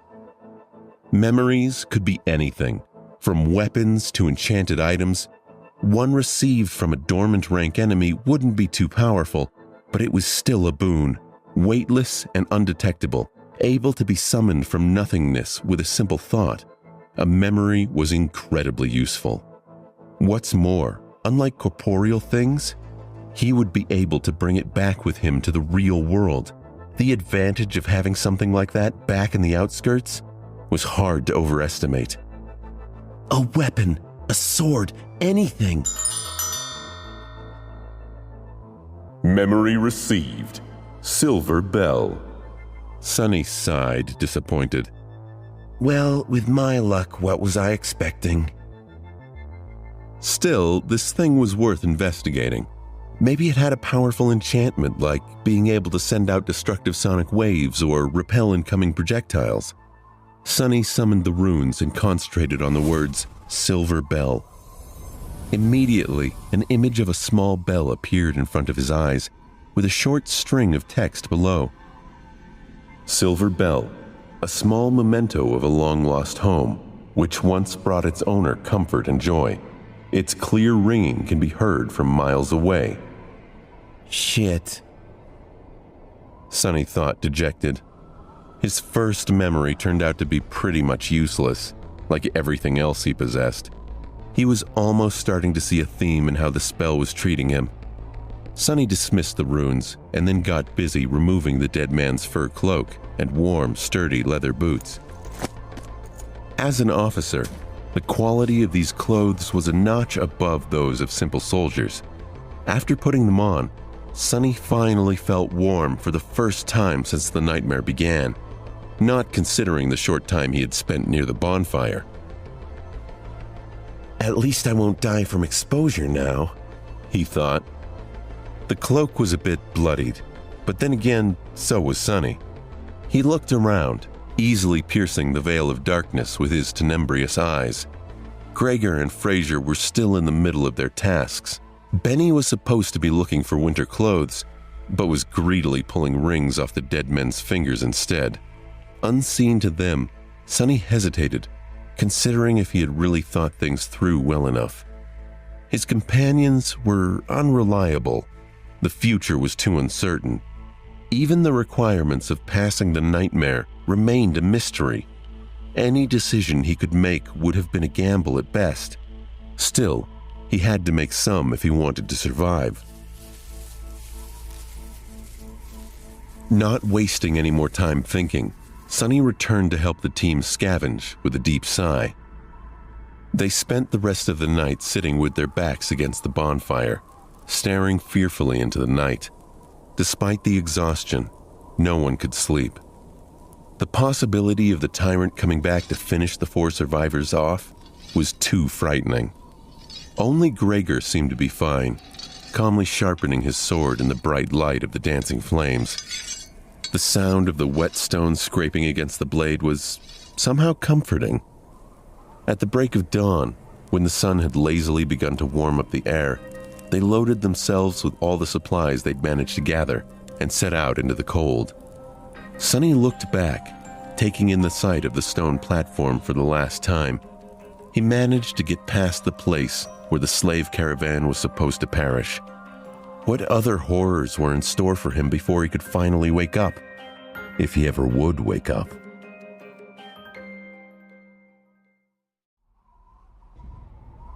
There was a problem. They were planning to follow the road up to the mountain pass and then over it, getting as far away from the scene of the massacre as they could before the night came. However, the road was no more. At some point during the last months, or maybe even just yesterday, a terrible rockfall occurred, obliterating whole segments of the narrow roadway and making its other parts untraversable. Sonny stood on the precipice of a vast chasm, looking down with no particular expression on his face. What do we do now? Fraser's voice was muffled by the collar of his scavenged fur cloak. Behind him, Benny angrily looked around. His gaze stopped at Sonny, a suitable victim to vent his frustration. I'll tell you what we need to do. Get rid of some dead weight. He eyed Sonny's fine boots and turned to Gregor. Listen, your lordship. The boy is too weak. He is slowing us down. And he's crazy. A bit off mentally. The young soldier answered with a judgmental frown, but Benny wasn't done. Look how he's glaring at me. I swear to the gods, ever since he joined the caravan, nothing has gone right. Maybe Fraser was right. The boy is cursed by the shadow god. Sonny struggled not to roll his eyes. It was true that he was unlucky. However, the whole truth was opposite to what Benny was trying to insinuate. It was not that he had attracted misfortune to the slave caravan. On the contrary, it was because the caravan was doomed to begin with that he had ended up here. Fraser furrowed his brow. But I've never said that. Whatever. Shouldn't we get rid of him just in case? He can't go on for much longer anyway. Fraser gave Sonny a strange look. Perhaps Sonny was getting paranoid, but there seemed to be a bit of calculating coldness in the older slave's eyes. Finally, Fraser shook his head. Don't be too hasty, friend. The boy might prove useful later on. But... Gregor finally spoke, putting an end to their quarrel. We are not going to leave anyone behind. As for how much longer he'll be able to endure, just worry about yourself. Benny clenched his teeth, but then just waved a hand. Fine. So what do we do then? The 4 of them looked at the broken road, then down the slope of the mountain, and finally up, where a sheer cliff wall was broken apart by the falling rocks. After a bit of silence, Fraser finally spoke. In the old days, there used to be a path leading to the peak of the mountain. It was sometimes used by pilgrims.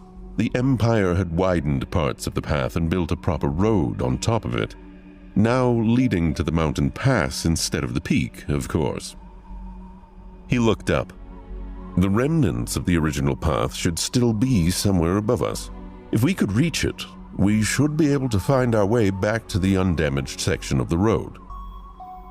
Everyone followed his gaze, shifting uncomfortably at the prospect of climbing the treacherous slope, except for Gregor, of course, who remained as calm as a saint.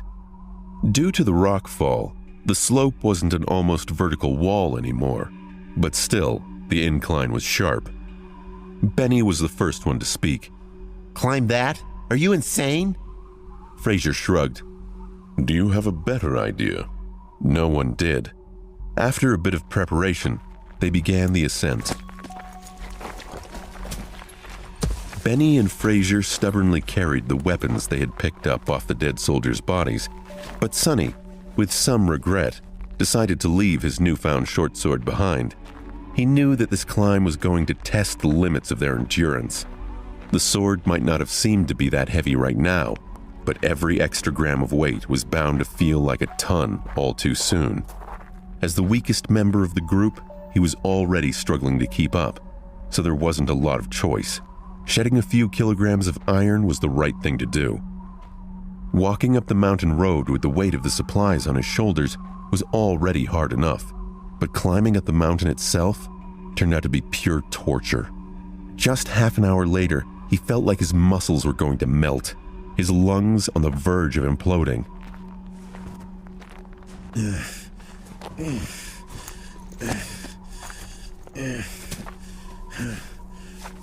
Sonny continued to move forward and up. He had to constantly remind himself to watch his footing, too. On this unstable, icy slope, one misstep was enough to send a man tumbling down to his death. Just think about something pleasant, he thought. But what happy thoughts could he summon? Failing to come up with something else, Sonny began to imagine what reward he was going to receive at the end of this trial. The boon of the first nightmare was the most important thing given to an awakened by the spell. Later trials could provide them with more abilities and vastly improve their power, but it was this first one that determined what role an awakened would be able to play.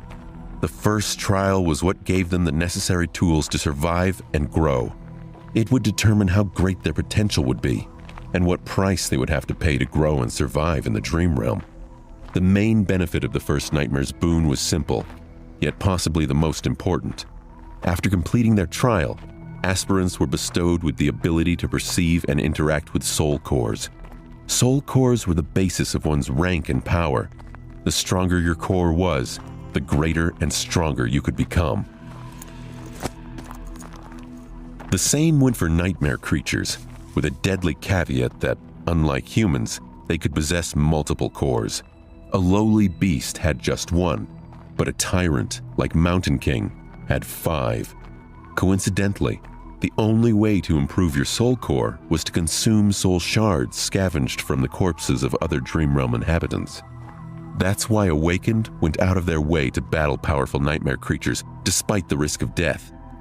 The second benefit was less straightforward, but just as vital. After completing the first nightmare, aspirants were elevated to the rank of Dreamers and gained access to the Dream Realm itself. They would enter it on the first winter solstice after passing the trial and remain there until an exit was found, thus becoming fully awakened. That time between finishing the first nightmare and entering the Dream Realm was very important, as it was the last chance to train and prepare that a person would receive. In Sonny's case, that time was only about a month, which was as bad as it gets. And then there was the final benefit, unique to every aspirant passing the trial: the first aspect ability. This was the magic power that elevated Awakened above mundane humans. Aspect abilities were diverse, unique, and powerful. Some could be categorized into types like combat, sorcery, and utility, but some were simply beyond imagination. Armed with the power of their abilities, Awakened had been able to save the world from the flood of nightmare creatures. However, that power came with a catch. With their first ability, Awakened also received a flaw. Some viewed them as a balancing to the scales. Often, the flaw keeps any Awakened from becoming overpowered. These flaws were as diverse as abilities, ranging from comparatively harmless to crippling, or in some cases, even fatal. I wonder what type of ability a temple slave would get, Sonny thought, not too optimistic about his prospects. The choice of flaws, on the other hand, seems to be almost limitless. Let's hope my aspect will evolve at the end of this fiasco, or even better, change completely. If the aspirant performed especially well, there was a chance of his given aspect going through an early evolution. Aspects, just like soul cores, had ranks based on potential power and rarity. The lowest rank was called Dormant, followed by Awakened, Ascended, Transcendent, Supreme, Sacred, and Divine, although no one has ever seen the last one. With the amount of crap it had put me through, the spell, if it has any conscience, has to give me at least an awakened aspect, right? Or maybe even an ascended one. Finally, there was a tiny possibility of receiving a true name, something like an honorary title bestowed by the spell to its favorite awakened. The name itself had no benefit, but every famous awakened seemed to have one. It was considered to be the highest mark of excellence. However, the number of people who had managed to get a true name during their first nightmare was so small that Sonny didn't even bother thinking about it. Who needs excellence? I just want to survive. He cursed, feeling that this attempt at wishful thinking had only made him more desperate and angry. Maybe I'm allergic to dreaming. An allergy like that would be truly ironic, considering that he was destined to spend half his remaining life in the dream realm, if he even survived long enough to get there, that is. However, Sonny's mental escapade was not completely useless. Looking up from the slippery rocks under his feet, he noticed that the sun was already considerably lower. Coming to think of it, the air also seemed to be much colder. Sonny shivered despite his new layers. The night was approaching, and with it, more terrors.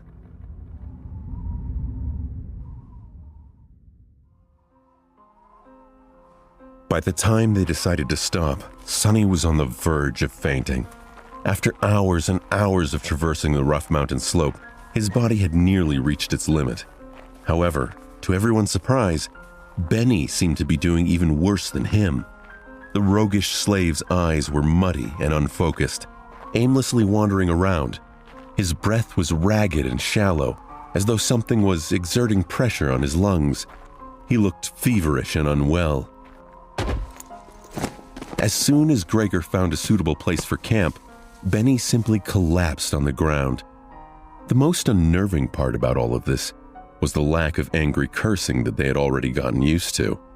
He lay silent and motionless, with only movements of his chest giving any sign that he was still alive. Several moments later, he managed to sit up, uncorked his flagon with a shaky hand, and greedily drank a few large gulps. "Conserve your water," Gregor said, a hint of concern somehow finding its way into his usually stoic voice. Disregarding these words, Benny drank more, emptying the flagon. Fraser didn't look much better than him. The arduous climb took a heavy toll on the older slave.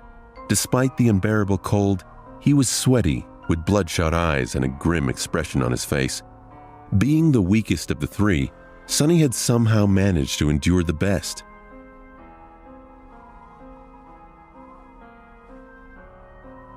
Gregor gave Fraser a complicated look. "There might come a time when we won't be able to make a fire, so as not to attract unwanted attention." No one commented, knowing perfectly well whose attention they had to avoid. The memory of the Mountain King's horror was still fresh in their minds. Luckily, Gregor had managed to find a natural alcove in the mountain wall, perched precariously behind a narrow ledge. The fire was well hidden by the rocks, allowing them to enjoy its warmth without the fear of being noticed. No one was in the mood to talk, so they just roasted slices of oxen meat above the flames and ate in silence. By the time the skies had turned completely black, Benny and Fraser were already asleep, lost in the thrall of their own nightmares. Gregor took out his sword and moved to the edge of the rock outcropping. "Try to rest as well. I'll take the first watch." Sonny gave him a nod and lay down near the fire, dead tired. Falling asleep inside a dream was a new experience for him, but unexpectedly, it turned out to be quite mundane. As soon as his head touched the ground, his consciousness slipped into darkness.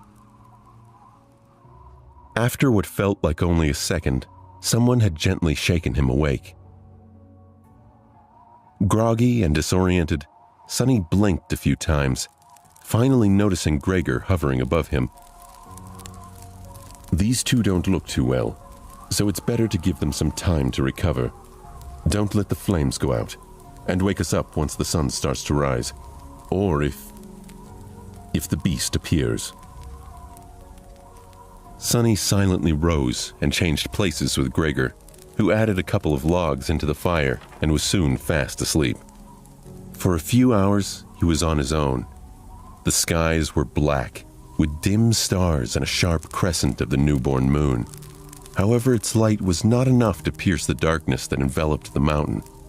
Only Sonny's eyes seemed to be able to do so. He sat quietly, looking down the way they came. Although they had managed to climb quite high the previous day, the road was still a faint ribbon in the distance. He could even trace it back to the stone platform where the fight with the tyrant had taken place. The tiny dots littering the stones were the dead bodies of the soldiers and slaves. As he watched them, a dark figure slowly crawled onto the platform from beneath the cliff. It stayed motionless for a while, and then moved forward, scraping its claws against the ground. Every time a claw hit one of the bodies, the tyrant would grab it and bring it to its maw. The wind brought the muffled sounds of crunching bones to Sonny's ears. He flinched, accidentally pushing a small rock off the ledge. It fell, hit the slope, and then rolled down, causing a few more to follow. The noise of these falling rocks sounded like thunder in the silent night. Far below, the tyrant suddenly turned its head, looking directly at Sonny. Sonny froze, petrified. He was scared to make even the tiniest sound.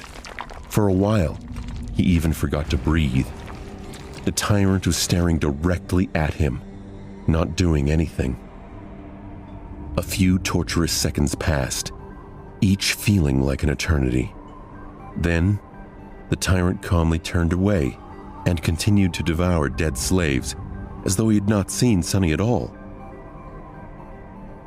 Sonny suddenly understood. He inhaled, watching the Mountain King with widened eyes. It was true. The creature could not see. Looking back at everything that had happened earlier, he grew more and more certain of his guess.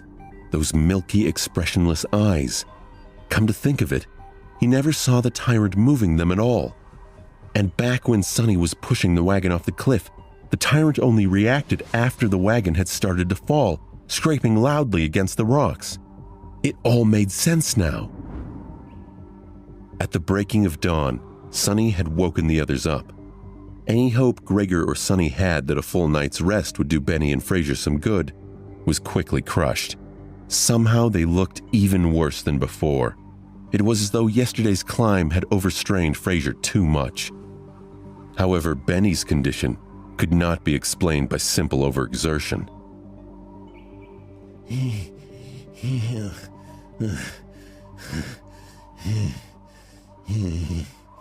He was deadly pale and shaky, with half-conscious eyes and a lost look on his face. What's wrong with him? Fraser, who himself was not doing very well, helplessly shook his head. It might be the altitude sickness. It affects different people differently. His voice sounded raspy and weak. I'm fine, assholes. Get out of my face. Benny could barely form full sentences, but still insisted that he was all right. Gregor frowned, and then took most of the supplies Benny was supposed to carry before adding them to his own load. After hesitating a little, he gave some to Sonny, too. Did anything happen while we were asleep? Sonny stared at him for a few seconds. The monster ate the dead. The young soldier's frown deepened. How do you know? I heard it. Gregor moved to the edge and looked down, trying to make out the distant stone platform.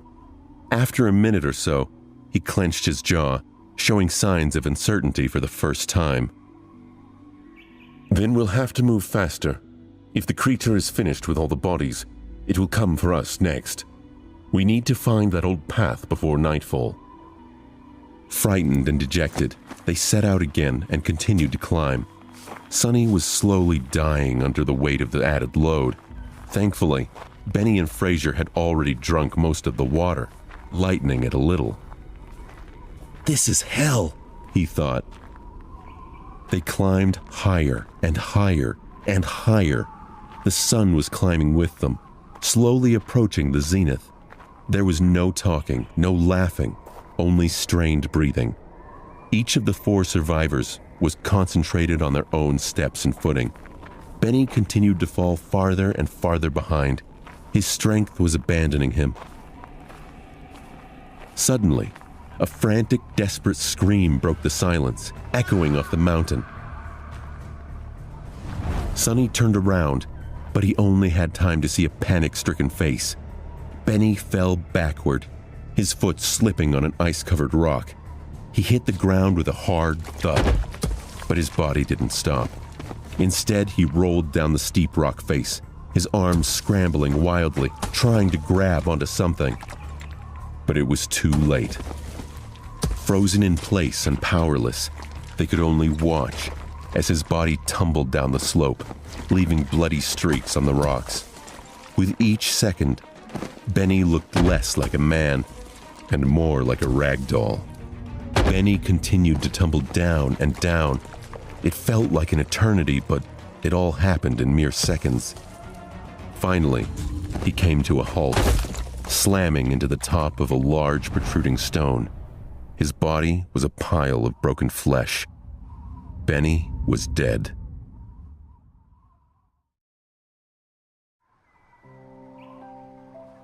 Sonny, Fraser, and Gregor stood motionless, looking down in uneasy silence. What happened to Benny didn't come as a shock, but it was still a hard thing to digest. An ominous feeling settled in their hearts.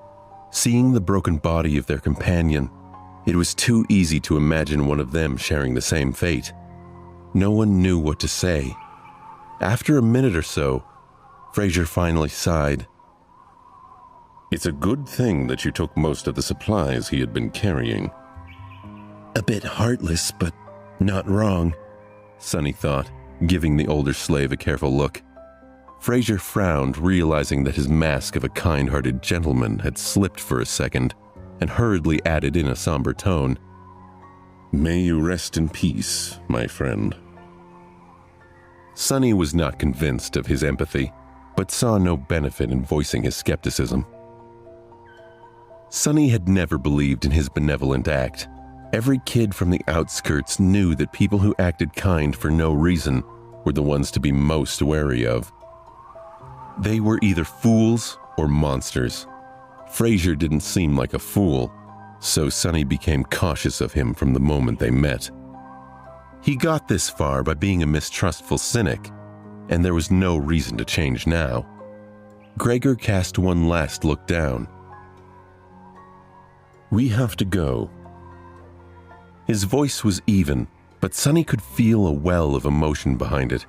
He just couldn't tell what that emotion was. Fraser sighed and turned away too. Sonny stared at the bloodied rocks for a few more seconds. Why do I feel so guilty? He thought, bewildered by this unexpected reaction. He got what he deserved. A little unsettled, Sonny turned around and followed his 2 remaining companions. Just like that, they left Benny behind and continued to climb. At this altitude, traversing the mountain was getting harder and harder. The wind was slamming into them with enough force to throw a person off balance if they were not careful, making every step seem like a gamble. The air was becoming too thin to breathe. Due to the lack of oxygen, Sonny was starting to feel dizzy and nauseated.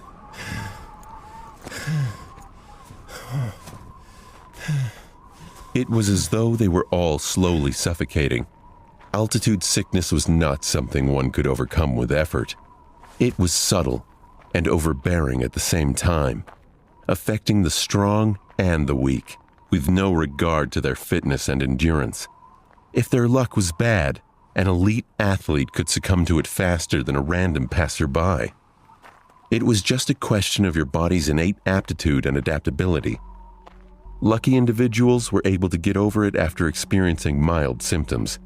The others were sometimes crippled for days or weeks, suffering from all kinds of torturous side effects.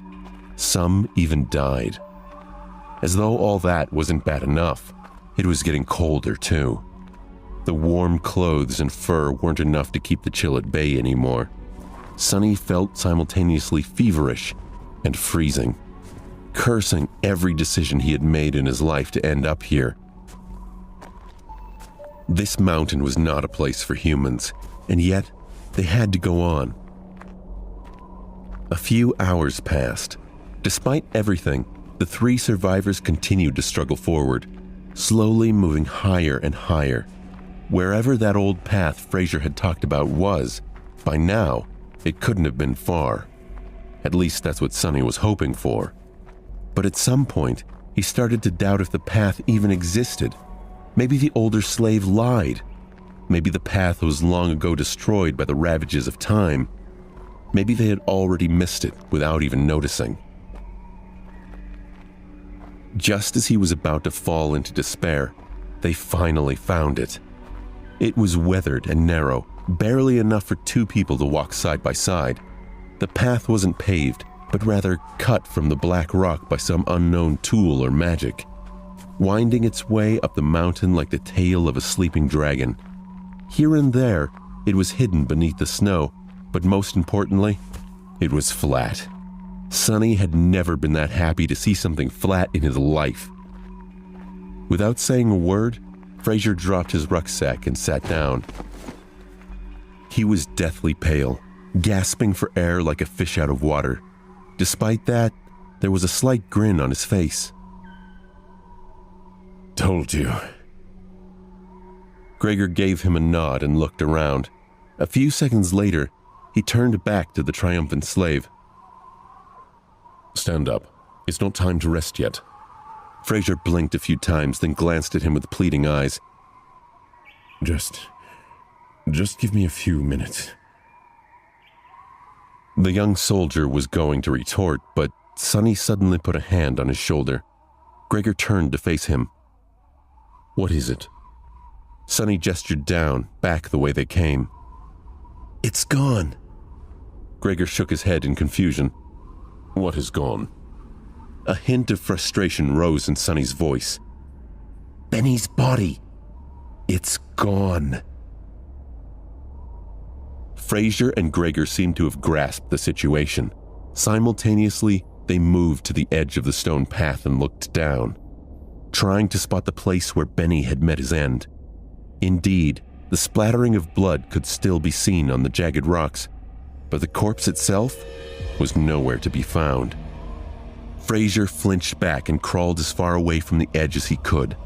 The young soldier also backed away, instinctively grabbing the handle of his sword. The three of them exchanged tense looks, clearly understanding the implication of Benny's disappearance. It's the monster, Fraser said, even paler than before. It's following us. Gregor gritted his teeth. You're right. And if it is that close, we will inevitably be forced to fight it soon. The idea of fighting the tyrant was as frightening as it was preposterous. He might as well have said that they will all be dead soon. The truth of it was painfully clear to both Sonny. But the older slave, surprisingly, did not look panicked. Instead, he lowered his gaze and quietly said, Not necessarily. Gregor and Sonny turned to him, all ears. The young soldier raised an eyebrow. Explain. Fraser sighed. The beast had traced us this far in just a day. That means that there are two most probable possibilities. Either it is smart enough to realize where we are going, or it is following the scent of blood. After a bit of thinking, Gregor nodded, agreeing with this logic. The older slave smiled slightly and continued. Whether it is one or the other, we can throw him off our trail and buy some time. Gregor's brows knit together. How do we do that? Despite the urgency in Gregor's voice, Fraser hesitated and remained silent. Gregor deepened his voice to sound more authoritative. Why are you not answering? Speak. The older slave sighed again and slowly, as though against his will, answered. Sonny had been waiting for this moment for a while now. We'll just have to make the boy bleed. Drag him down the path, then leave him there as bait and go up instead. His sacrifice will save our lives. Sonny winced. And there it is.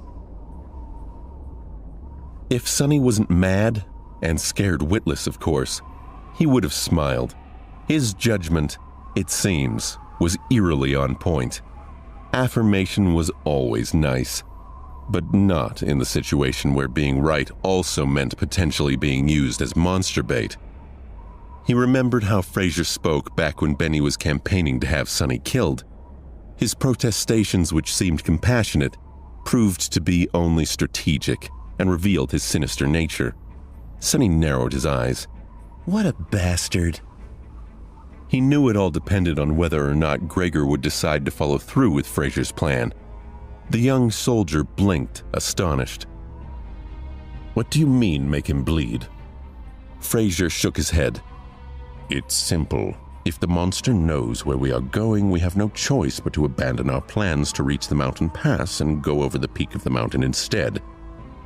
If the monster is following the scent of blood, we have to use one of us as bait to mislead it. Fraser paused, waiting for Gregor's agreement, but the young soldier continued staring. Fraser did his best to tamp down the growing frustration and sound erudite. Only by leaving a bleeding man further down the path can we reliably avoid the pursuit, no matter how it is tracking us. Gregor stood motionless, his eyes jumping between Fraser and Sonny. After a few seconds, he asked, "How can you bring yourself to propose something so vile?" The older slave masterfully pretended to look aggrieved and somber. "Of course, it pains me. But if we do nothing, all three of us will die. This way, at least the boy's death will save 2 lives. The gods will reward him for his sacrifice."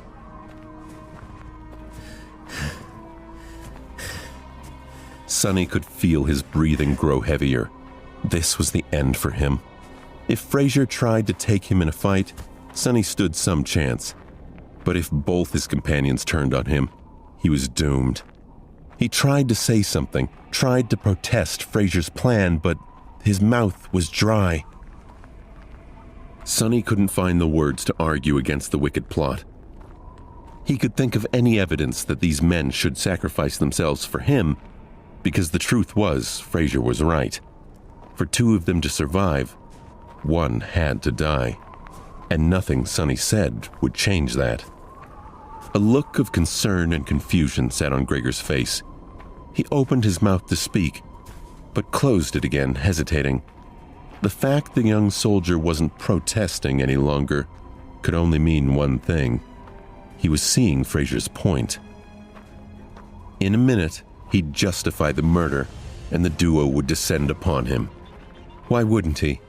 This man wasn't some noble hero, not really. Gregor had been fine escorting slaves. Why should he care if Sonny lives or dies?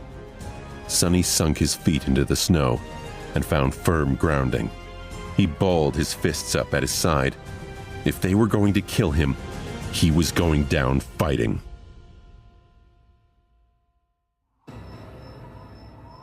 Gregor held Sonny's life in his hands. The trio stood at a crossroads where one of them must be sacrificed, and Fraser was all too happy to offer Sonny up as the option. If Gregor sides with the older slave, it would be 2-on-1. Unarmed and unskilled, Sonny didn't stand a chance. He felt his heart beating as he waited for Gregor to pull the trigger. He knew what was coming, and the suspense was only making it worse. Gregor stared down at the ground, avoiding Sonny's gaze. His hand was resting on the sword handle.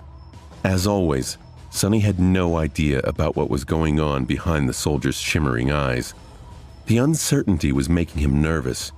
His muscles were coiled, and he felt like a snake ready to spring when given the signal. Finally, after some time had passed, the soldier spoke. "I have only one question." Both Sonny and Gregor were quick to answer. Yes? Yes? Gregor's grip on the handle tightened. You said that one of us must be sacrificed to save the other two. Why him? From what I see, you are far closer to the grave. Sonny thought. Great question. I was just about to ask myself. A wave of relief broke in Sonny's chest. He let out a breath he didn't know he was holding. He wasn't drawing dead. There was actually a chance the soldier may side with him.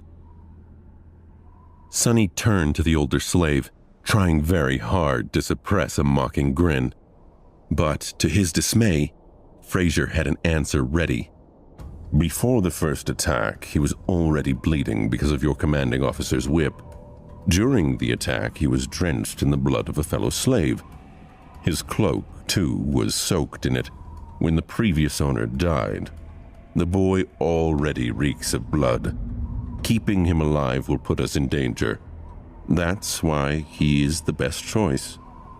The grin died before reaching Sonny's face. This bastard had an answer for everything. Curse him and his big brain. Fraser's reasoning was appallingly solid. Gregor listened, his expression growing darker with each word. Finally, he looked at Sonny, a dangerous light shining in his eyes. His logic is sound. Sonny felt the blood in his veins freeze. Cold sweat was running down his spine. He tensed, ready to act. But at that moment, Gregor smiled and shot a glance over at Fraser. Gregor unsheathed his sword. However, you failed to account for one thing. Fraser raised an eyebrow, trying to hide his own nervousness. What might that be? The young soldier turned to face him, the smile disappearing from his face. Now he was radiating thick, practically palpable killing intent. It's that I know who you are, Your Grace. I also know what you've done, and how you ended up a slave. Just one of the revolting crimes you've committed would be enough to make me want to kill you. So, if there is someone among us who deserves to be sacrificed, it's you. Uncharacteristically frazzled, fumbling and grasping at words in a desperate attempt to save his gambit. But the smell of blood. Gregor smirked. Don't worry about it. I'll make you bleed enough to overpower whatever residual scent the boy carries. It all happened so fast that Sonny barely had time to react. Gregor lunged forward with a speed that seemed almost inhuman. A moment later, Fraser was shrieking on the ground, his leg broken with one strike from the flat side of the young soldier's sword. Not giving him an opportunity to recover, Gregor stomped on his other leg, and a sickening sound of shattering bones could be clearly heard. The shriek turned into a sobbing howl.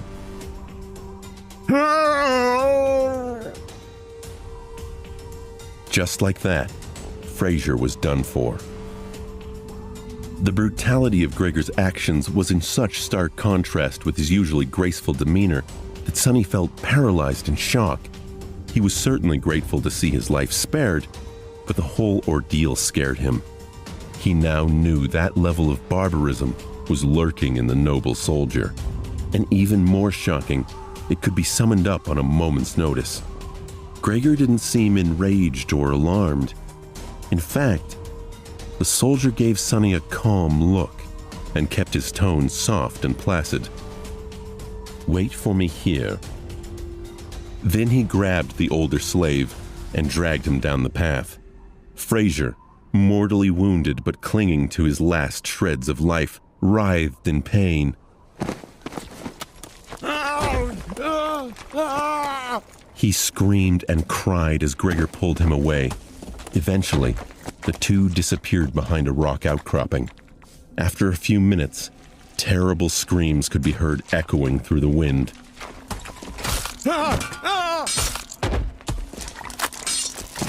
Sonny was left alone, trembling. Shit. This is too much. He still couldn't believe how suddenly Fraser's demise had come, and how ruthless it was. Sometime later, Gregor was back, acting as though nothing had happened. But it was exactly that normalcy that unnerved Sonny the most.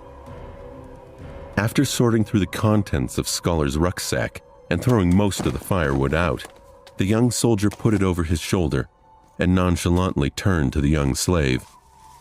"Let's go. We need to hurry." Not knowing what to say, Sonny gave him a nod and headed forward. Now there were only two of them left. It was sort of stupid, but Sonny suddenly felt lonesome. Walking on the stone path was much easier than scaling the mountain wall.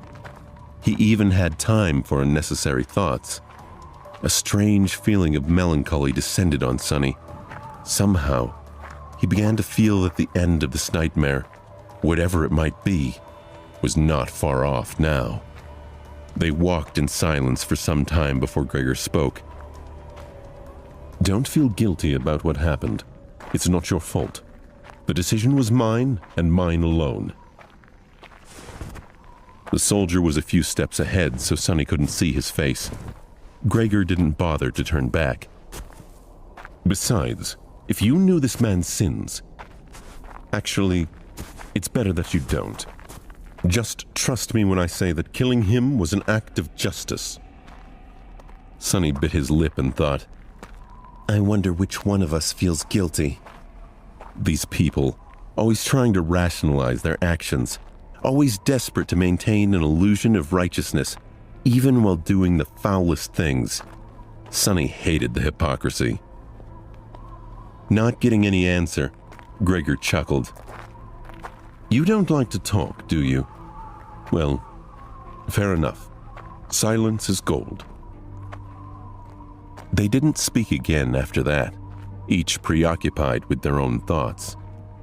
The sun was setting, painting the world into a million shades of crimson. This high up, the air was clean and crisp, pierced by streams of scarlet light.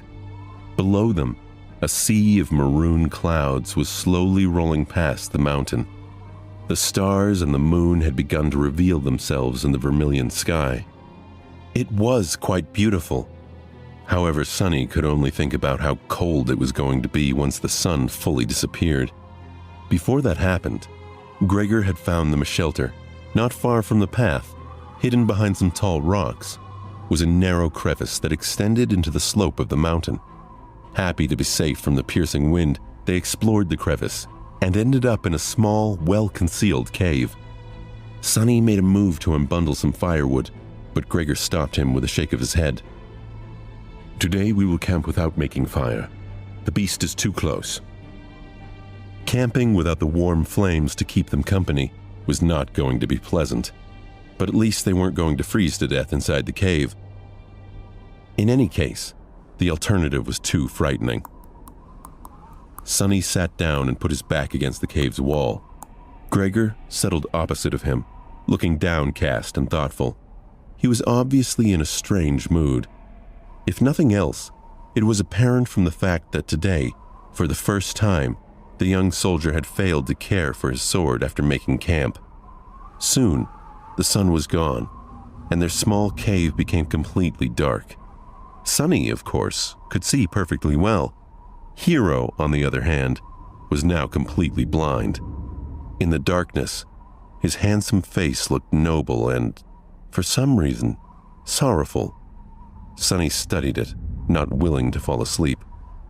After a while, Gregor suddenly spoke in a quiet voice. "You know, it's strange. Usually I can feel someone's presence, even in absolute darkness. But with you, there's nothing. It's like you are just one of the shadows." With only silence to answer him, he smiled. "Are you asleep?" The question echoed in the darkness. Sonny, who had never spoken with Gregor unless there was an urgent need to, and even then only using a few words at best, felt like there was a strange intimacy between them now. That's why he decided to talk. Maybe the darkness gave him courage. He felt his heart beating loudly in his chest. After all he'd been through, it seemed in some ways this was the most nervous he'd been. But he didn't know why. The man lying in front of him was an enigma.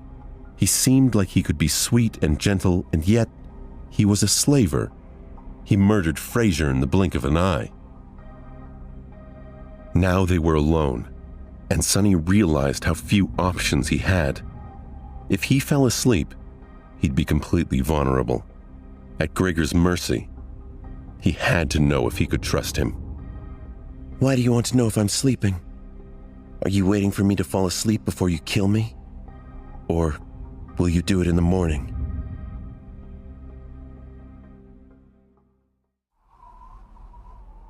The smile froze on Gregor's face. He lowered his head as though in shame.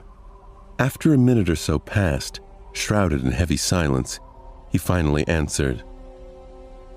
Yes. I thought that if I do it when you sleep, you won't have to suffer. Unseen to him, a bitter grin appeared on Sonny's face. A long sigh escaped from the young soldier's lips. He rested his back against the cave's wall, still not looking up. I don't expect you to forgive me. This sin, too, will be mine to bear. But please, if you can, find it in your heart to understand. If things were different, I would have gladly faced that monster to let you escape. But my life does not belong to me alone. There is a duty I am sworn to fulfill. Until it's done, I cannot allow myself to die. Sonny laughed.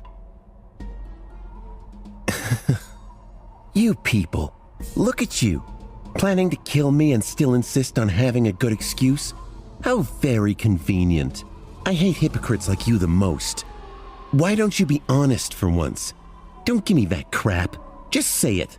I'm going to kill you because it's easy. I'm going to kill you because I want to survive. Gregor closed his eyes, his face full of sadness. I'm sorry. I knew you wouldn't be able to understand. Sonny scoffed. What's there to understand? He leaned forward, anger coursing through his veins. Tell me, why do I have to die?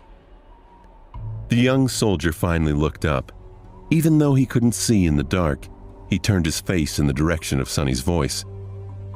That man was a villain, but he was also right. The scent of blood is too heavy on you. It will attract the beast.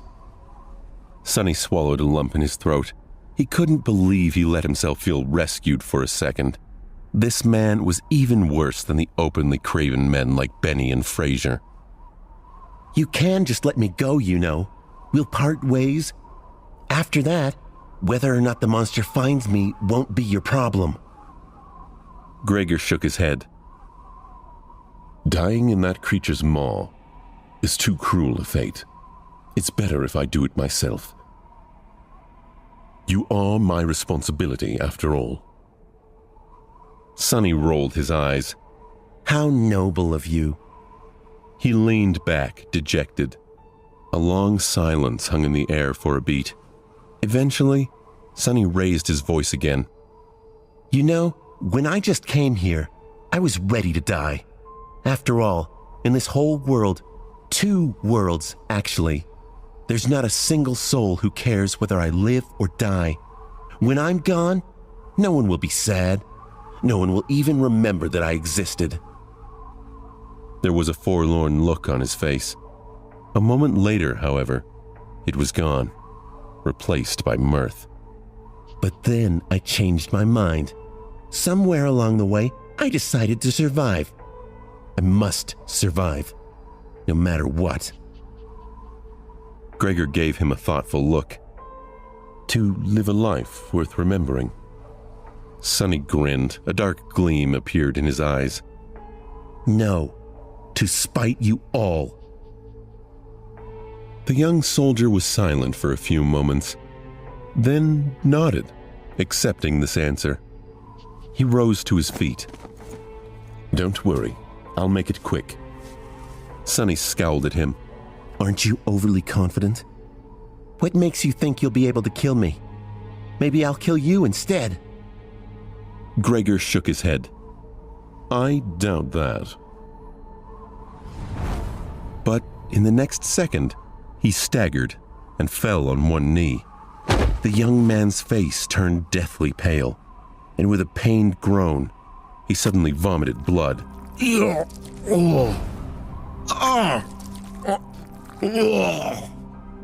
A satisfied smile appeared on Sonny's face. Finally! Unable to stand, Gregor remained on his knees. He braced himself against the cave wall. The lower part of his face was covered in blood. Astonished, he was staring at his hands, trying to understand what was happening to him. What magic is this? With wide eyes and a pale face, he turned to Sonny. Was that thief right? Did you put the curse of the Shadow God on us? Sonny sighed. I wish I had the ability to throw divine curses around. But no. To tell you the truth, I don't have any abilities at all. Gregor struggled to stand. Then how? The young slave shrugged. That's why I poisoned you all. Gregor flinched, trying to comprehend his words. What? Sonny shrugged. After the tyrant first attacked, you sent me to search for water. While gathering flagons from the dead soldiers, I squeezed bloodbane juice into each one. Except my own, of course. Not enough to taste it, but enough to slowly kill anyone who would drink from them. The soldier gritted his teeth, struggling through the pain. A sudden realization appeared on his face. So that's why the other two were in such bad shape. Sonny nodded. Benny drank the most, so his condition worsened the fastest. Frazier was also not long for this world, but you finished him off before the poison could. Yourself, however, it was as though bloodbane did not affect you at all. I was really starting to get worried. Gregor's face darkened. I see. I understand. He thought about something, then looked at Sonny with surprise. But back then you didn't know that we would turn on you. Sonny just laughed. Oh, please. It was obvious. Benny was the kind of man who would kill for a pair of boots. Frazier was like a wolf in sheep's clothing. People are selfish and cruel in the best of situations. I was supposed to believe that those two weren't going to do something terrible to me when faced with certain death? Gregor spat more blood. Then, what about me? You? A disdainful expression appeared on Sonny's face. You are the worst of them. Gregor clutched his chest. Why? Sonny looked at him and leaned forward. I might not have learned much in my short life, but I do know one thing, he said, all traces of humor gone from his voice. Now, there was only cold, callous contempt. Sonny's face hardened. There is nothing more pathetic than a slave who begins to trust his slaver. Hearing these words, Gregor lowered his head. I see. Then, suddenly, he laughed. You are a wicked little shit, aren't you?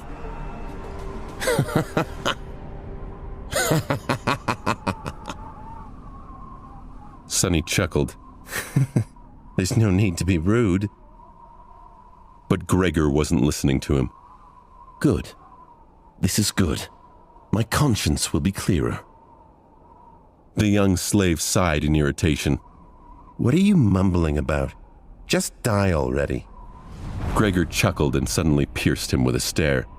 Somehow he didn't look so sick anymore. You see, that plan would have worked if I was a normal human. But alas, my soul core has awakened long ago. I've slain countless enemies and absorbed their power. Bloodbane poison, unpleasant as it may be, can never kill me. Sonny's eyes went wide. This situation had suddenly become very, very bad. Sonny turned around and tried to run away, but it was already too late. Something hit him in the back. sending his body crashing into the rock wall. Ah! With a scream, he felt a sharp pain piercing his left side. Rolling out of the cave, Sonny clutched his chest, scrambled back onto his feet, and ran, trying to escape the narrow crevice. He managed to reach the old path, finally being able to see the stars and the pale moon shining brightly in the night sky, but it was as far as he was able to get. As the cold voice sounded behind him, Sonny froze. Stop. If Gregor had an awakened soul core, he had no chance of getting away from him. In a fight, he had no chances at all. Turn around. The young slave obediently turned, holding his hands up. He looked at Gregor, who was wiping the blood off his face with a displeased look in his eyes. The two of them stared at each other, shivering in the murderous cold. Gregor's lip curled up at the side. Was it worth it? You know what? Never mind. Despite it all, I will be true to my promise. I'll make it quick. The soldier unsheathed his sword. Do you have any last words? Sonny did not answer. However, a small silver bell suddenly appeared in his hand. Gregor frowned. Where were you hiding that thing? Sonny shook the bell. A beautiful, clear ringing sound flowed over the mountain, filling the night with an enchanting melody. Panic rose in Gregor's voice. What are you doing? Stop! The young slave dutifully stopped. The soldier's eyes darted around the room, trying to determine what had just been done. What was... Right under Gregor's bewildered eyes, the silver bell disappeared into thin air. He looked at Sonny, stumped and suspicious. Tell me, what did you just do? But Sonny didn't answer. He hadn't said a single word ever since escaping the cave. Right now, he wasn't even breathing. Gregor, on the other hand, continued to speak. Tell me right now or you will regret it. Sonny would not be scared. He would not be intimidated.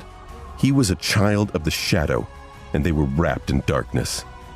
He looked past Gregor and stared into the darkness. A small smile grew, and it spurred panic in Gregor. What is it? What did you do? Tell me, you little shit! Sonny raised his eyebrows. You'll find out. Soon.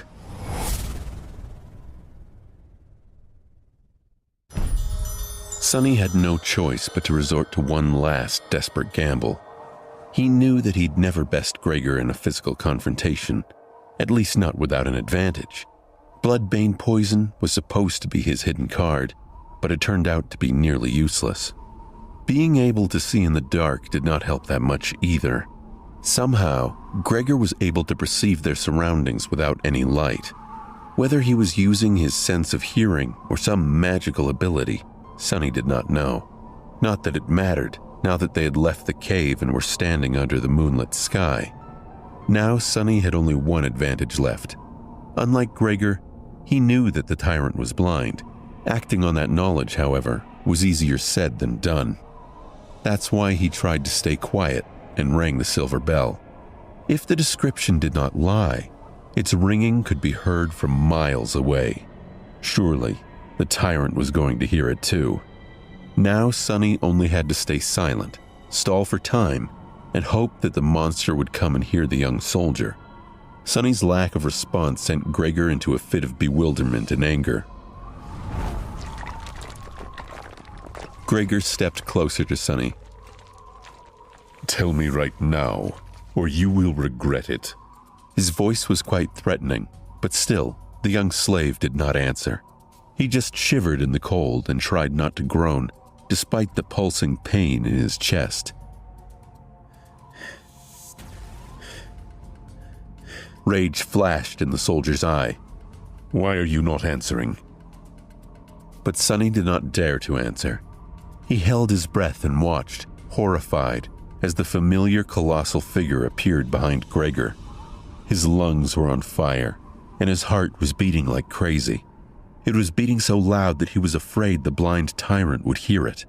But of course, It couldn't be louder than Gregor's voice, who was still only talking, turning himself into the only source of noise on this mountain. At the last second, a hint of understanding appeared in the young soldier's eyes. He began to turn around, his sword rising with lightning speed. But it was too late. A massive hand appeared from the darkness and caught him in an iron grip. The bone claws scraped against the armor, pulling it apart.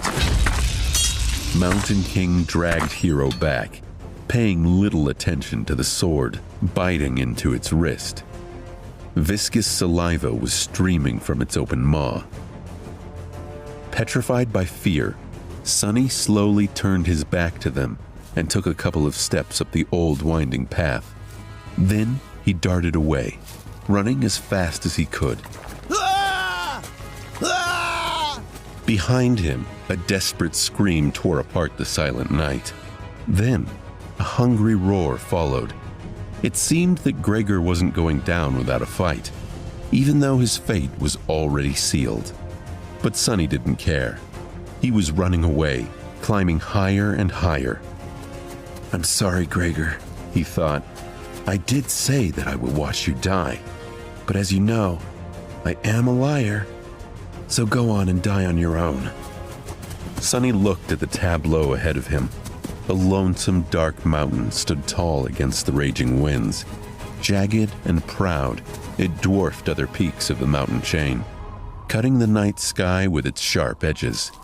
A radiant moon bathed its slope in the ghostly light. Under that light, the young man with pale skin and black hair reached the peak of the mountain.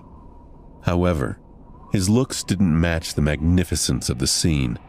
Wounded and staggering, he looked pathetic and weak.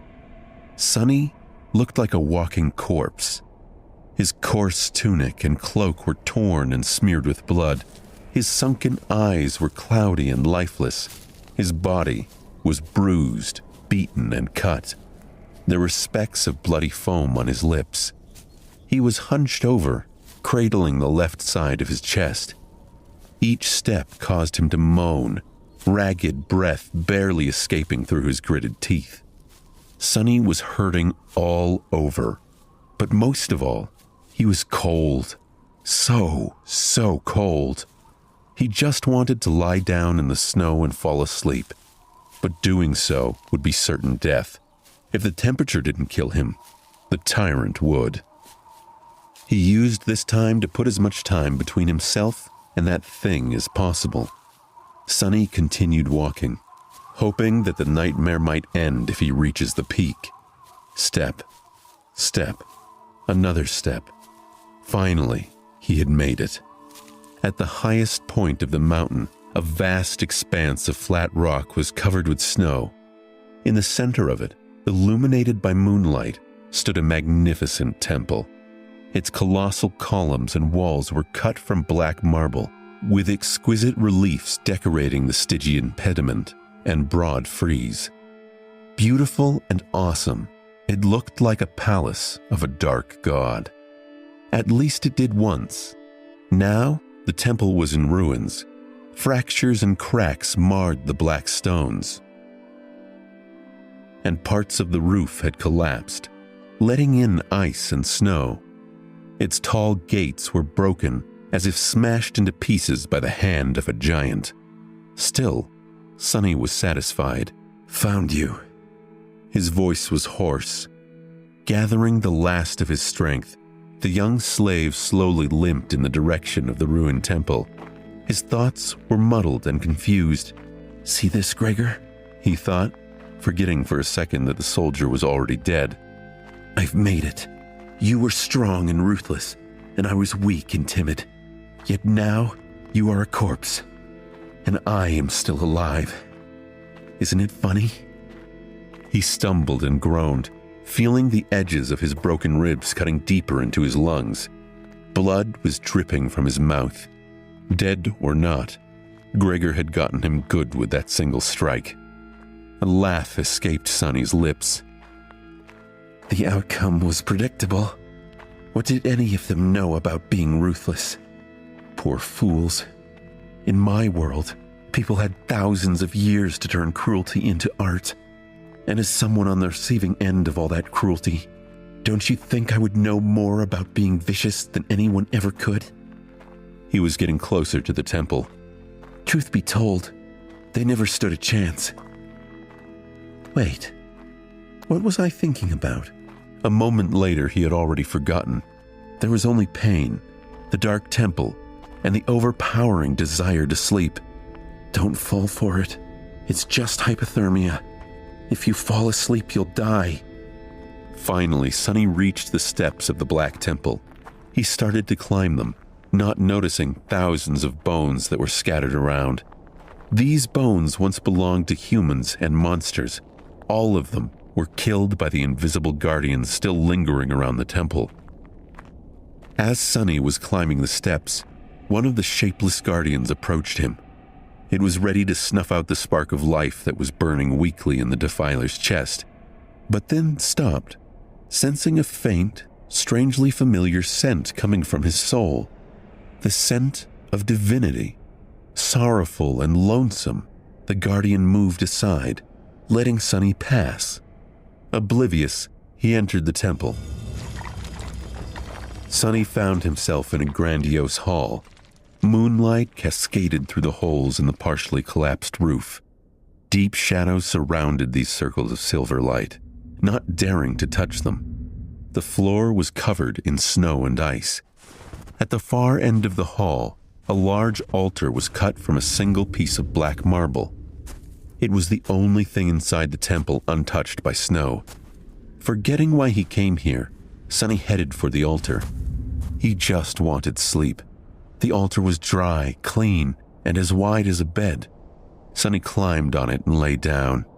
It seemed like he was going to die. He was okay with it. Sonny tried to close his eyes, but was stopped by a sudden noise coming from the direction of the temple's entrance. He turned his head to look, not even a little bit curious. What he saw would have sent chills running down his spine if he wasn't so cold, tired, and indifferent. Mountain King was standing there, looking at him with its 5 blind eyes. He was still massive, terrifying, and revolting. Worm-like shapes were still moving frantically under its skin. It was sniffing the air, salivating. Then it opened its maw and moved forward, slowly approaching the altar. Sonny suddenly clutched his chest, convulsing in a fit of torturous coughing. His final thought was simply, "What an ugly bastard!" Bloody foam flew from Sonny's mouth and fell on the altar.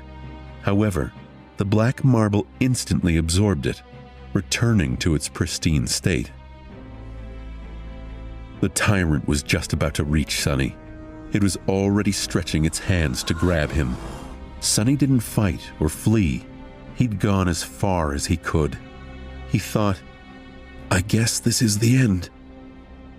But at that last second, suddenly, the voice of the spell resonated in the dark temple. You have offered yourself as a sacrifice to the gods. The gods are dead and cannot hear you. Your soul bears the mark of divinity. You are a temple slave. Shadow God stirs in his eternal slumber. He sends a blessing from beyond the grave. Child of shadows, receive your blessing. Under Sonny's astonished eyes, the shadows crowding the great hall suddenly moved, as though coming alive. Tentacles of darkness surged forward, entangling the Mountain King's arms and legs. The mighty tyrant struggled, trying to get free, but how could it resist the power of a god? The shadows dragged Mountain King back, pulling it in different directions. The tyrant opened its maw, and a furious howl escaped it. The next second, its body ruptured, torn apart into pieces. Blood, viscera, and severed limbs fell on the floor in a crimson torrent. Just like that, the horrible creature was dead. Sonny blinked. Once again, he was alone in the ruined temple. The great hall was dark. and silent. And then the spell whispered, You have slain an awakened tyrant, Mountain King. Wake up, Sunless. Your nightmare is over. Prepare for appraisal. Sunny's first reaction wasn't relief, but disbelief. He had survived. He had made it through the nightmare, even though he had to face a tyrant. He knew he should be happy, and in some ways he was. He hadn't wanted to die, even though he expected and accepted it. But surviving this way was bound to have complications. He just pledged himself to a god he knew nothing about. What was expected of him? And who was this powerful and dangerous shadow god? Sunny feared he'd find out soon.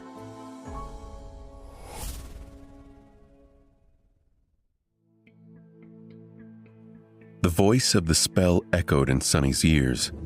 Prepare for appraisal. Sunny found himself in a space between dream and reality. It was an endless black void illuminated by a myriad of stars. Between those stars, countless strings of silver light were woven into a beautiful and inconceivably complex net, forming various nexuses and constellations. It was truly breathtaking. Somehow, Sunny understood that he was seeing the inner workings of the nightmare spell. He also couldn't help but think that it looked a lot like the celestial equivalent of a neural network. Did that mean the spell was alive? What did it want from him? How was it going to appraise him? And what would it mean if the spell was still unsatisfied? His questions were endless, and for decades, people had been speculating about the source and nature of the nightmare spell. The best answer they had come up with was that there was no way to know. The spell was neither alive nor dead, neither sentient nor mindless.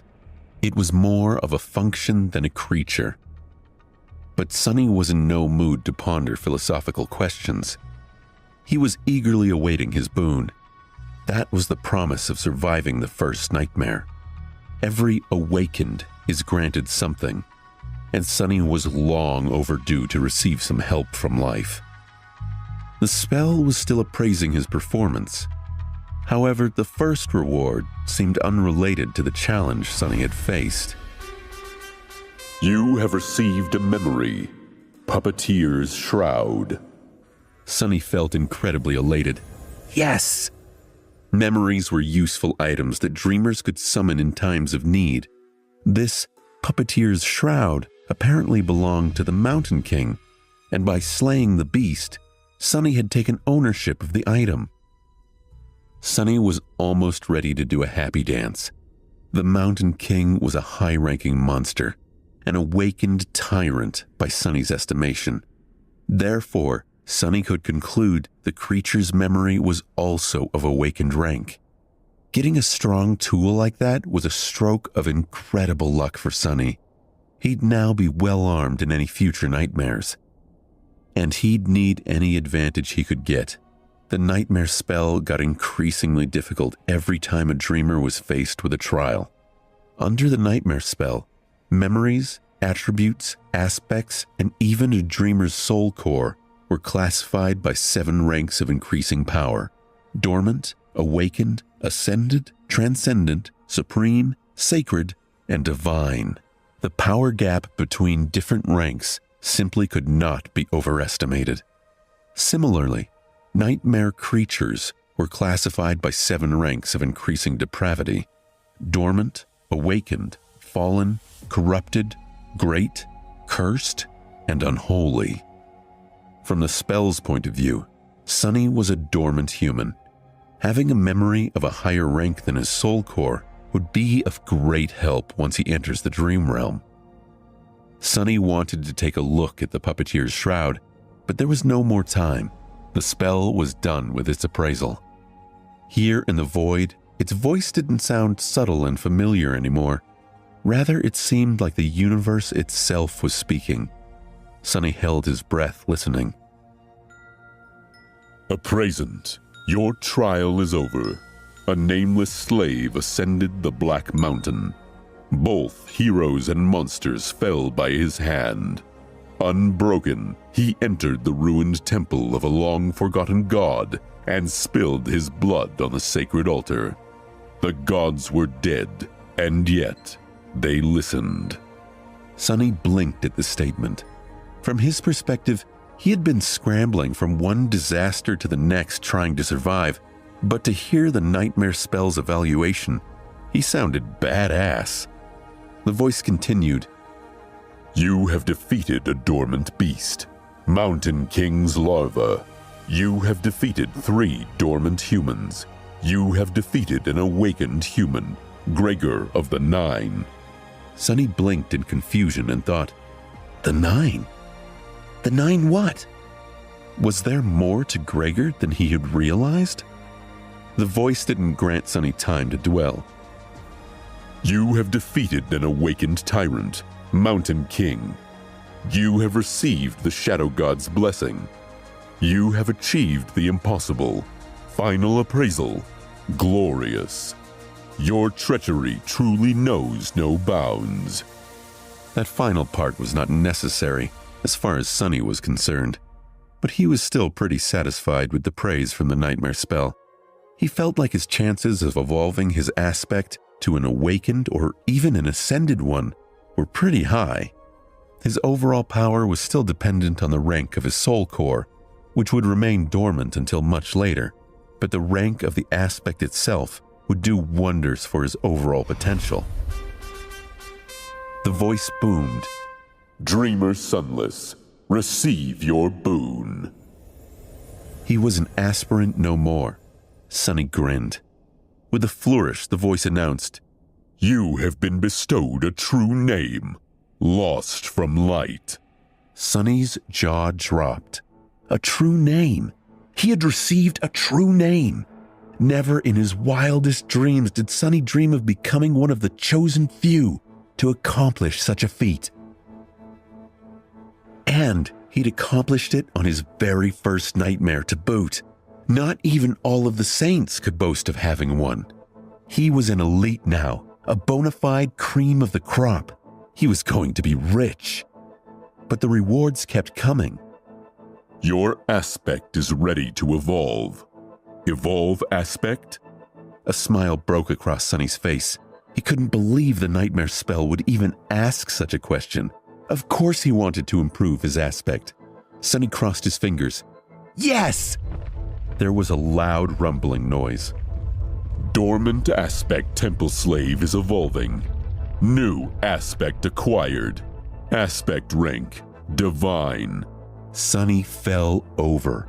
Divine was the highest possible rank for an aspect. Whatever this new power was, it was one of the strongest in the game. The voice barreled along, not giving Sonny any time to process this huge revelation. Aspect name, Shadow Slave. Sonny was standing on his knees, stupefied. The shock was so great that for a second there he lost all control over his limbs and fell. Divine! It said divine, right? He raised a trembling hand and rubbed his eyes, making sure that he was awake, or rather conscious, since technically he was still sleeping in the underground vault of the police station. Overwhelmed by all this terminology, Sonny silently summoned the runes and found the lines describing his aspect. Aspect, Shadow Slave. Aspect rank, divine. Aspect description. You are a miraculous shadow left behind by a dead god. As a divine shadow, you possess plenty of strange and wondrous powers. However, your existence is empty and lonesome. You mourn the passing of your former master and long to find a new one. Sonny took a deep breath. Sounds a little melancholy, but at least I'll have some real power for once in my life. He continued reading. Innate ability, Shadowbound. Ability description. Find a worthy master and let them know your true name. Once they recite it out loud, you will be bound to their will, unable to disobey any command. It is improper for a shadow, let alone a divine one, to walk around without a master. That was a lot to digest. First of all, Sonny felt his heart beating faster. He heard it right. All the suffering and horror he had experienced in the first nightmare paid off in the end. A divine aspect. He had received a divine aspect. Anything above awakened was rare and immensely valuable. People with ascended aspects were uncommon enough to be fought over by various factions. The factions themselves were built around singular powerhouses with transcendent or supreme aspects, and he had never, ever heard of anyone acquiring a divine one. Never. Anything with the divine prefix was so hard to find that it mostly lived in the realm of myths and legends. After all, the human race had not reached that high yet. It was only slightly more than a decade since humans managed to finally conquer the third nightmare and receive the ability to evolve their cores to transcendent rank. As transcendents, or saints as they were called in the real world, powerful awakened ruled over the dream realm. But even they did not dare to face nightmare creatures of higher ranks. Everyone knew that theoretically, you could have a memory, echo, or aspect of supreme, sacred, or divine rank. But to Sonny's knowledge, no one had ever earned one. Until now. Sonny grinned, driven half-mad by joy and arrogance. However, his jubilation was a little muddied. After all, there was that weird innate ability. Of course, he had no intention of becoming someone's magical slave with no free will of his own. To hell with that. All he had to do to avoid that fate was conceal his true name. No one except for him could see his status. That meant that Sonny just had to keep his mouth shut, and no one would know that he even had one. It meant giving up on all the benefits that someone who was bestowed a true name after the first nightmare was entitled to. But none of those benefits were worth his freedom. Besides, the honor of a true name was overshadowed by his divine aspect. The nightmare spoke again. The first seal is broken, awakening dormant powers. Sonny braced himself, eager to discover what his strange and wondrous powers would be. Sonny felt something waking up inside of him. With a startled cry, he clutched his chest and stared into the darkness, trying to understand what was happening. The feeling was not painful or unpleasant, yet it was like nothing he had ever experienced. It was as though his soul was being shaken awake, infused with strange new energy. However, that energy did not come from some outside source. Rather, it was coming from within, as though it had always been there, sleeping. The energy filled every fiber of his being. Sonny felt his emotions becoming clearer and sharper. Then, his body began to change too. He felt as though a miniature star was burning in the center of his chest. Waves of heat were radiating from it, slowly reaching his stomach and shoulders, then his arms and legs, then his hands and feet. Under the heat, his bones, muscles, organs, and blood vessels were being rebuilt and revitalized. He felt his muscles burn and tingle as they grew. His lungs took a deep, sharp breath of air. His eyesight sharpened. Sonny felt like he was being reborn. He was becoming stronger, faster, healthier. It was euphoric. With each second, his transformation was becoming more profound. New confidence settled in Sonny's heart. He was not a weak, frail street kid anymore. He was not as vulnerable against anyone who would wish to bully him as he was in the past. With his powers awakened, and his will tempered by the horrors of the first nightmare, he was now someone you would not want to cross. After some time had passed, the star burning in his chest finally cooled down. The heat was replaced with a soothing coldness. That coldness washed over Sonny's body, taking away all the aches and discomforts that had accumulated there over the years. His new, large muscles relaxed, and it was as if his body was dipped into a vat of balm. The wave of relaxation moved up, reaching his brain, and finally, his eyes. His vision strangely doubled. He could still see the void populated by an endless pattern of stars, but he could also see something different. A silent, calm, dark sea, illuminated by a lonely black sun. From his previous knowledge, Sonny knew that this was his so-called Sea of Soul, but he also knew that it was supposed to look quite different. For starters, it was supposed to be much more lively. The star above Sonny was a visual representation of his soul core. The soul core was a manifestation of a dreamer's soul, and it held a special energy called soul essence. Individuals had their own natural soul essence, but a soul core could also trap and absorb soul essence they accumulate during a nightmare. Based on all he'd ever heard, Sonny expected his soul core to be burning bright, filling the soul sea with a warm, blinding light. However, Sonny's soul was dark and lightless. Sonny frowned. That's strange.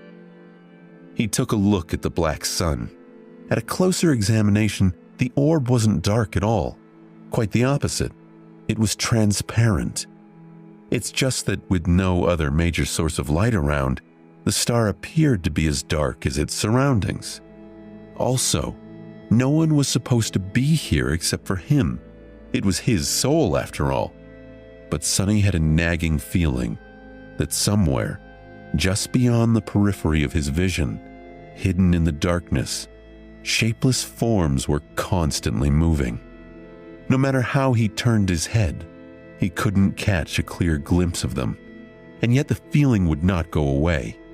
Sonny wasn't sure if he was paranoid, imagining these intruders, but regardless of the validity of his suspicions, he wasn't getting anywhere focusing on them. Part of him hoped he'd forget all about that nagging feeling if he forced himself to move on. Sonny turned back to the black sun and finally spotted two spheres of light orbiting around it, as though caught in the soul core's gravity well. A subtle smile appeared on his face. He somehow innately recognized these orbs. They were his memories. Silver Bell, Puppeteer's Shroud. Over time, he hoped to acquire dozens of such spheres to store in the Sea of Souls. If he was lucky, he would even acquire an echo or two. Echoes operated in much the same way as memories, only rather than summonable tools, they were magical creatures forged from the soul essence of slain nightmare creatures. Dreamers who had echoes could call forth these companions to aid them in the trials. The spell's voice suddenly pulled Sonny out of the Sea of Soul. Awakening aspect ability. Sonny took a dead breath and thought, this is it, the moment of truth. Divine aspect or not, his immediate future still depended on the first aspect ability he would receive.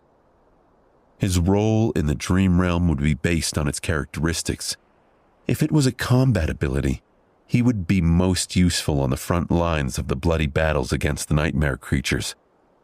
If it was tied to sorcery, he would likely become a powerful but fragile ranged fighter. If it was something having to do with utility, he would be a vitally important part of the behind-the-scenes workings of the dream realm. Utility abilities were also extremely valued in the real world, where Awakened performed many tasks that kept it going. If he was lucky, he could even become a healer. Healers were very rare, and as such, sought-after specialists. The nightmare spell rang out once more. Aspect ability acquired. Aspect ability name. Shadow Control. Sonny squinted. What did shadow control mean? Was that combat or sorcery? He'd not heard of this aspect before, and he was dying to learn what his fate might be. Was he going to be a frontline warrior or a cunning strategist? Sonny hurriedly summoned the runes. He wanted to go to the description of his new ability right away, but ultimately decided to give his overall information a look first. His eyes flit over the runes, which mostly reinforced what he'd already known. Name: Sunless. True name: Lost from Light. Rank: Dreamer. Shadow Core: Dormant. Shadow Fragments: 12 out of 1,000. Sunny tilted his head to the side. What? That's not right. Is it? Where the rank of his soul core was supposed to be written, a mysterious Shadow Core appeared instead. Sunny looked at it, blinking. He had never heard of anyone having a different kind of core before. Was he that unique? This enigmatic Shadow Core would certainly explain why his sea of soul looked so strange. And also, he moved his eyes down, noticing the shadow fragments counter. Usually, there was supposed to be an indicator of the number of soul shards consumed. However, it was nowhere to be seen. Soul shards were the pieces of broken soul cores that could be collected. Sunny's best guess was that shadow fragments were the equivalent of this with respect to his mysterious shadow core. Sunny shook his head. Do I actually have a completely different progression path than all the awakened? The idea was as exciting as it was frightening. Not having to fight for resources with anybody else was an incredible advantage. Most of the human society in the dream realm was built around the acquisition of soul shards. If he had no need to gather them to evolve, not only would he be able to become more powerful with incredible speed, he would also be completely self-sufficient. On the other hand, he had no idea how to acquire these shadow fragments. However, he had gotten 12 of them somehow already. So whatever it was that he had to do, he had already done it in the first nightmare. He figured if he retraced his steps closely, he could learn the answer. Sunny's resolve hardened. I'll have to explore this carefully. Satisfied with this decision, Sunny went back to reading the rest of his profile. Memories: Silver Bell and Puppeteer's Shroud. Echoes: none. Attributes: Fated, Mark of Divinity, and Child of Shadows. Aspect: Shadow Slave. Aspect rank: Divine. Aspect abilities: Shadow Control. Sunny held his breath in anticipation. He remembered the way the shadow tendrils in the temple rose up and attacked the Mountain King. They had incredible strength and were able to rip the massive monster limb from limb. Sunny hoped that his shadow control ability would grant him that skill. He read the aspect ability description. Your shadow is more independent than most. It is an invaluable helper. He cocked his head to the side, disappointed. What is that supposed to mean? Before he could mull that question too long, the nightmare spell spoke up. All power has a price. You have received a flaw. Sunny scoffed. Oh, come on! Like the risk of being enslaved isn't enough of a drawback already. A new set of runes appeared on his profile. Sunny read the runes, and his eyes widened in horror. Oh no! No, no, no, no!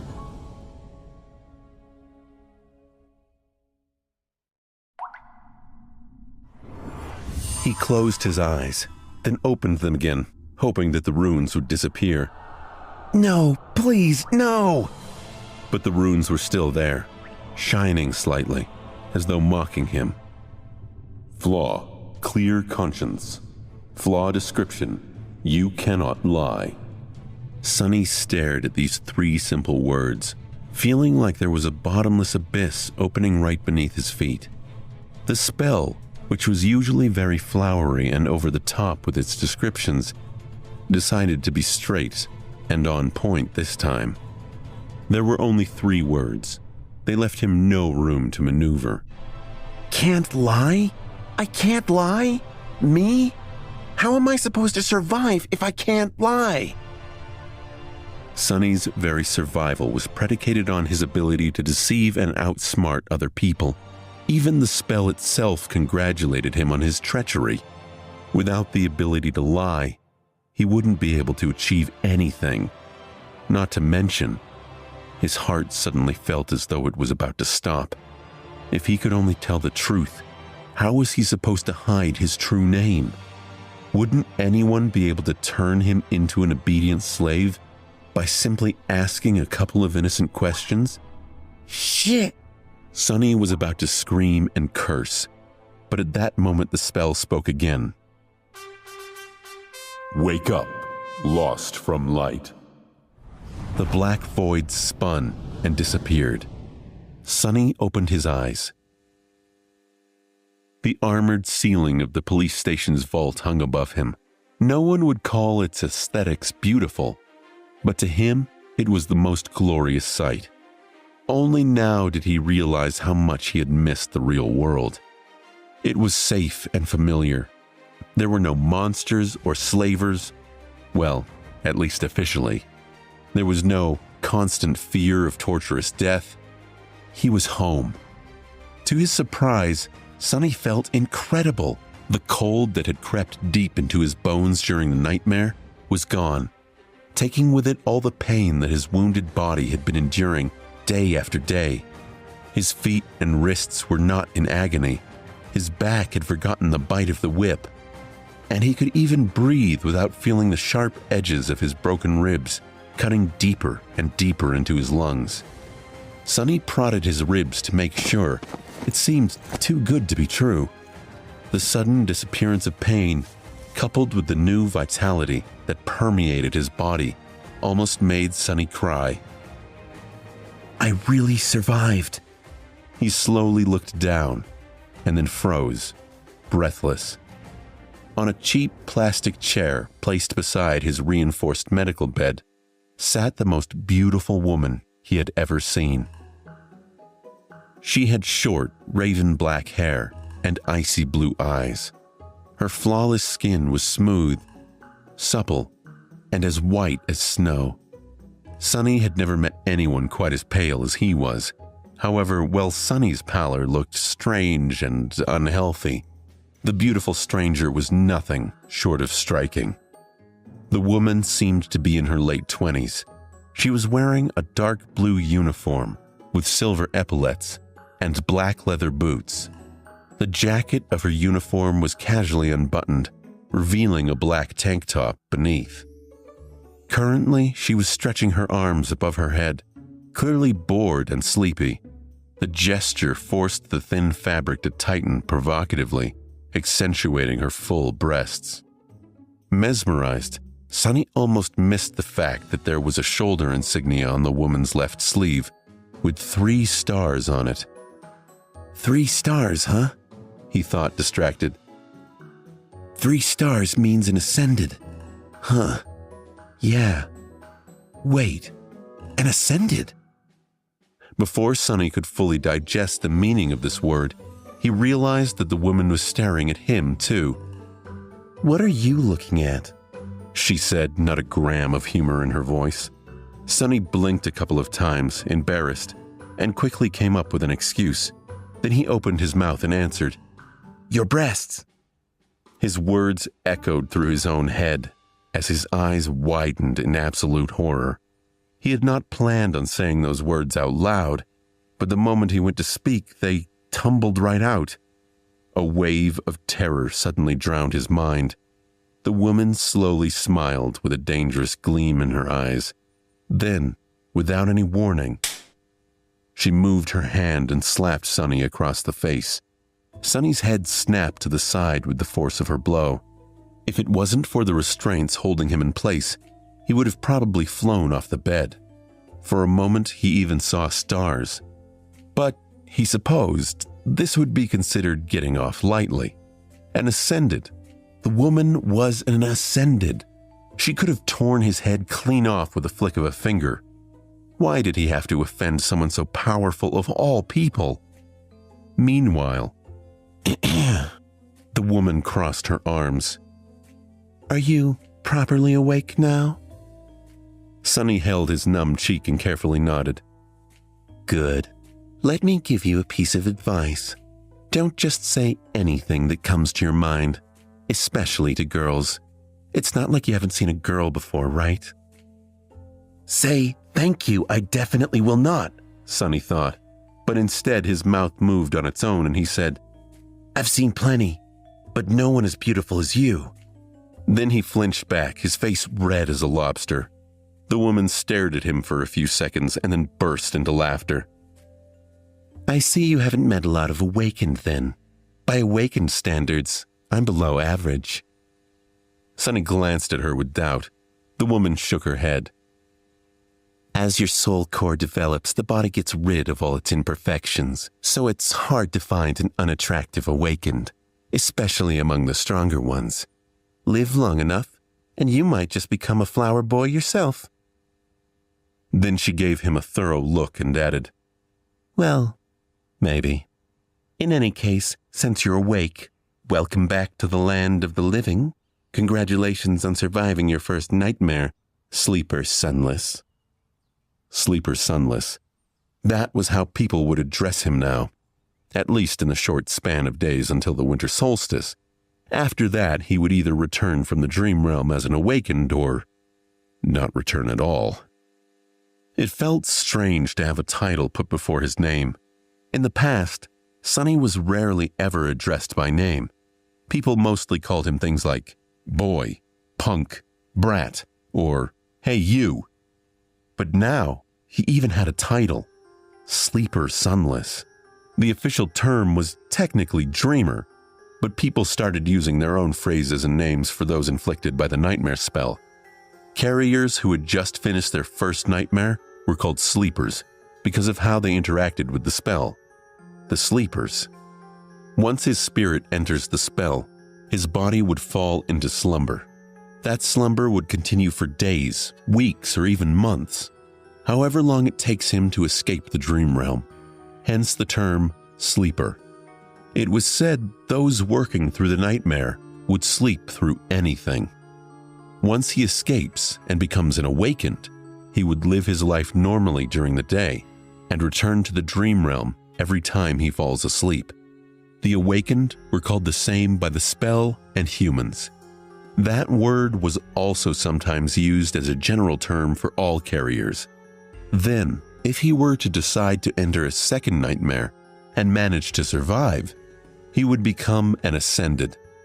People colloquially referred to them as masters. Masters could enter and exit the dream realm as they wished. Some even chose to never go back at all. More than that, they traveled between the worlds physically, not just in spirit.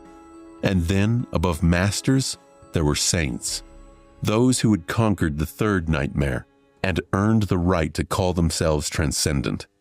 They were as powerful as demigods and even more rare.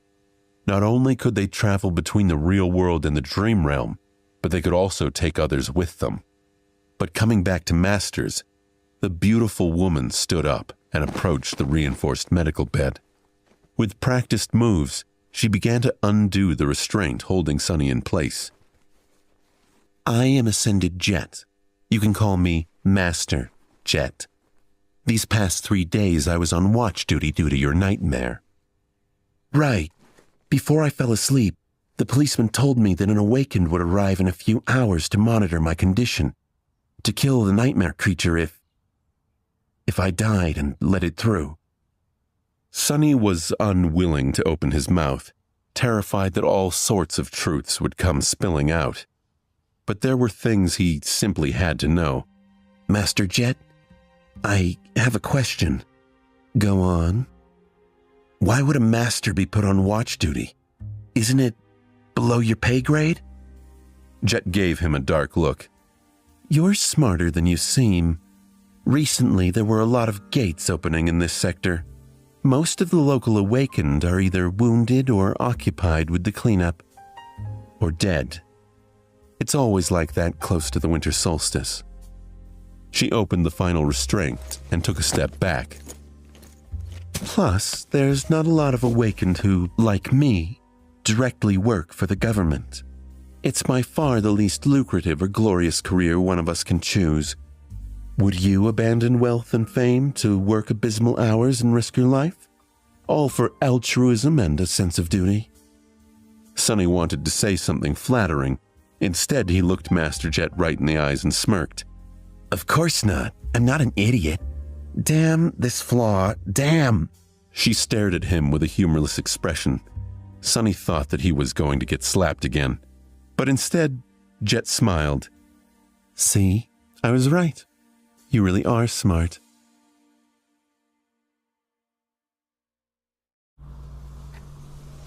Sonny enjoyed what felt like his first hot shower in years. After their short conversation, Master Jet had sent him to clean himself, saying that he reeked of nightmare. The unnatural slumber of the spell would slow down the body's metabolism, and the medical apparatus he had been strapped into was supposed to take care of the rest, but he was still asleep for 3 whole days. Even if only psychologically, the scent of bloodshed and despair lingered around him. I'm in heaven," Sonny thought, willing himself to temporarily forget about the looming disaster of the flaw and just enjoy the steam of the shower. He was alone in the police station's showers, relaxing under the streams of hot water. After a bit of time had passed, Sonny reluctantly turned the tap off and walked over to the towel rack. Coincidentally, he saw himself reflected in the mirror. The changes to his physique were subtle but noticeable. His pale skin seemed a little healthier, his muscles a bit more pronounced. He looked slender and lean instead of emaciated and frail, as he did before. There was a slight luster to his dark hair and a shine to his eyes. However, he was still rather short and still a bit slight. Not exactly a picture of masculine handsomeness, to say the least. "Flower boy, huh?" Sonny thought, full of bitterness. Then he suddenly froze, noticing something strange. As he was looking at himself in the mirror, the reflection of his shadow seemed to move. It was as though his shadow lowered its head and quietly face-palmed. Sonny quickly turned around, piercing the shadow with a nervous look. However, everything seemed normal. The shadow was doing exactly what it was supposed to do, mirroring his every motion. "I saw you move," he said, feeling a bit strange. "You just moved on your own, right?" Sonny glared at the shadow, which obediently glared back. "Did you move or not?"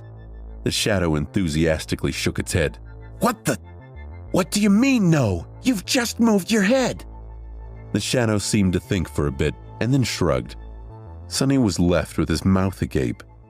"Your shadow is more independent than most. It is an invaluable helper." He muttered the words the spell had used to describe his aspect ability. But what exactly could his shadow do? He decided to experiment a little. "Hey, you. Tell me what you can do." The shadow was silent and motionless. "Right. It doesn't have vocal cords." As though that made any sense. Shadows were not supposed to have muscles either, and yet it knew how to move. Show me." No reaction. It seems the shadow was content pretending to be an ordinary lifeless blob of darkness. Sonny sighed. "I'm doing this wrong." Independent or not, the shadow was still part of him. It was a manifestation of his aspect ability. So instead of asking the shadow, he really should have been asking himself. "Not going to talk, are you?" Sonny closed his eyes and directed his perception within, exploring himself for the first time since returning to the real world. He felt the beating of his heart, the steady rising of his chest, the slight chill of the shower room. He heard droplets of water falling on the tiled floor, felt the movement of filtered air against his skin, and there, on the very verge of his consciousness, something new, a completely new sense. Sonny concentrated on it, and suddenly a whole other world opened to him. It was hard to describe with words, just like one would have trouble explaining how hearing feels or touch feels. It was as though he could communicate with vast forms that crowded around him and receive an understanding of both their own shape and the surrounding space, guided by the different degrees of pressure they exerted on his mind and each other. That understanding came naturally and instantaneously, like an instinct. These forms were shadows, and among them, one, not the largest one, but the deepest, didn't feel like an external entity. It was like a part of his soul. Once Sonny grasped the feeling of it, he could sense the shadow, just like he sensed his limbs. The only thing was that his limbs were made out of flesh, and the shadow was made from the absence of light. Sonny opened his eyes and looked at the shadow. Then, with a thought, he willed it to raise an arm. The shadow raised an arm. He willed it to sit, stand, turn around, kick. Then he willed it to change shape, turning into a circle, then a line, then a monster, and finally back to his own silhouette. The shadow was mercurial and fluid, like water. The only constant was its size. "Ha! How about that?" The shadow pouted, then reluctantly raised its thumbs. "But how are you useful?" He willed the shadow to strike the towel rack. It obediently moved and delivered a powerful kick. Of course, since it was just a shadow, its leg passed over the towels harmlessly, not even causing them to sway a little. "Is that all you can do?" In his mind, the image of shadow tentacles tearing the mighty tyrant into little pieces cracked and shattered mercilessly. It seemed he would not be competing with Shadow God any time soon. How regretful. The shadow looked at him with disdain, then it shrugged and stopped moving altogether, clearly offended. Sonny sighed and took a towel off the rack. "All right, I will explore that later." A few minutes after that, he was wearing a clean police-issued tracksuit and heading for the cafeteria. Master Jet was waiting for him at one of the tables, with 2 trays full of steaming synthetic food in front of her. "Help yourself?" Sonny glanced at the cheap gruel, which was not so different from the stuff he used to consume in the outskirts and sighed. Somehow he had expected his first meal after becoming a sleeper to be more lavish. Still, it was food. He sat down and began to wolf down the gruel ravenously. He was very, very hungry. In the process, his thoughts began to wander. Sonny stole a glance at Jet and wondered. The spell told him to find a master, and the next thing he knew, a woman was calling herself master right in front of him. He tried to imagine being an obedient slave to someone like her. Weird thoughts started to appear in his mind. "You know what, Sonny?" he thought with dark irony. "Knowing your luck, this would be a perfect moment for her to ask." "What are you thinking about?" Sonny choked on the gruel. He felt his mouth beginning to open and put all of his will into staying silent. A second passed without him saying anything. Then a weird pressure appeared in his mind, which soon turned into a blinding pain.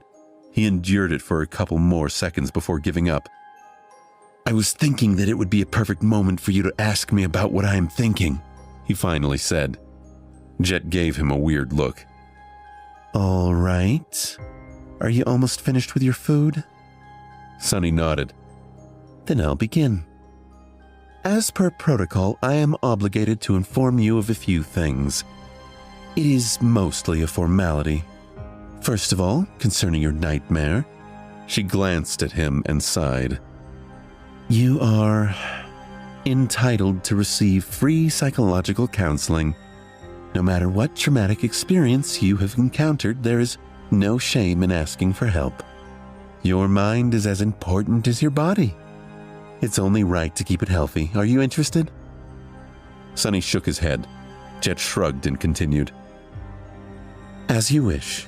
You can also talk to me. Was it very hard?" How could he answer?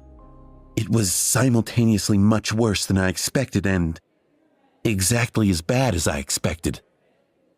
She nodded, satisfied with that explanation. That's a good attitude. I won't pry any farther. Us outskirt rats are way more resilient than people think. Sonny looked at her in surprise. Master Jet? You grew up in the outskirts? She grinned. What? You can't tell because of my exquisite manners and polished exterior? He blinked a couple of times, surprised. I couldn't tell at all. After thinking for a while, he added, Are there a lot of people like us among the awakened? Jet's smile disappeared. No, there's not. In fact, they can be counted on one hand. As expected, the odds were really stacked against people like them. That made the 3 stars on Jet's insignia even more exceptional. One day, I'll be a master too. If she can do it, why can't I? So, what happens now? What else are you obligated to tell me? Sonny had no idea what he was supposed to do after leaving the police station. The winter solstice was just several weeks away. Jet leaned back and answered, That's basically it. There are some additional hoops to jump through, mostly having to do with your family, but, well, I've read your file, so I know it doesn't apply. The only thing left is to decide how you will be preparing for your first journey into the dream realm. She looked at her communicator and grimaced. I must say your luck is exceptionally bad. You do not have much time to prepare. First of all, you are free to do what you want. No one is forcing you to make a certain decision. That is to say, you can choose to prepare on your own, or not prepare at all. Party until the lights go out. Sonny was not very well versed in partying. However, I would advise against that. As a sleeper, you are also entitled to enroll in the Awakened Academy.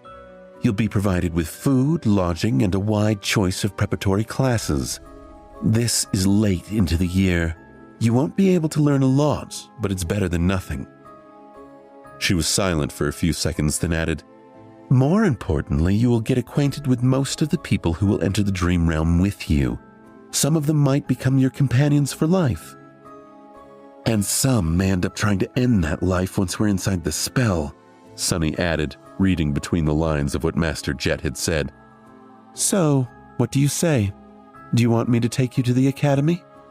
Sonny thought about it. Strangely, his flaw was silent, not forcing him to answer one way or the other.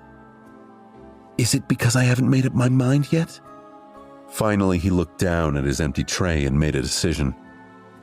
Free lodging and food, you say? Yeah, I want to go to the academy.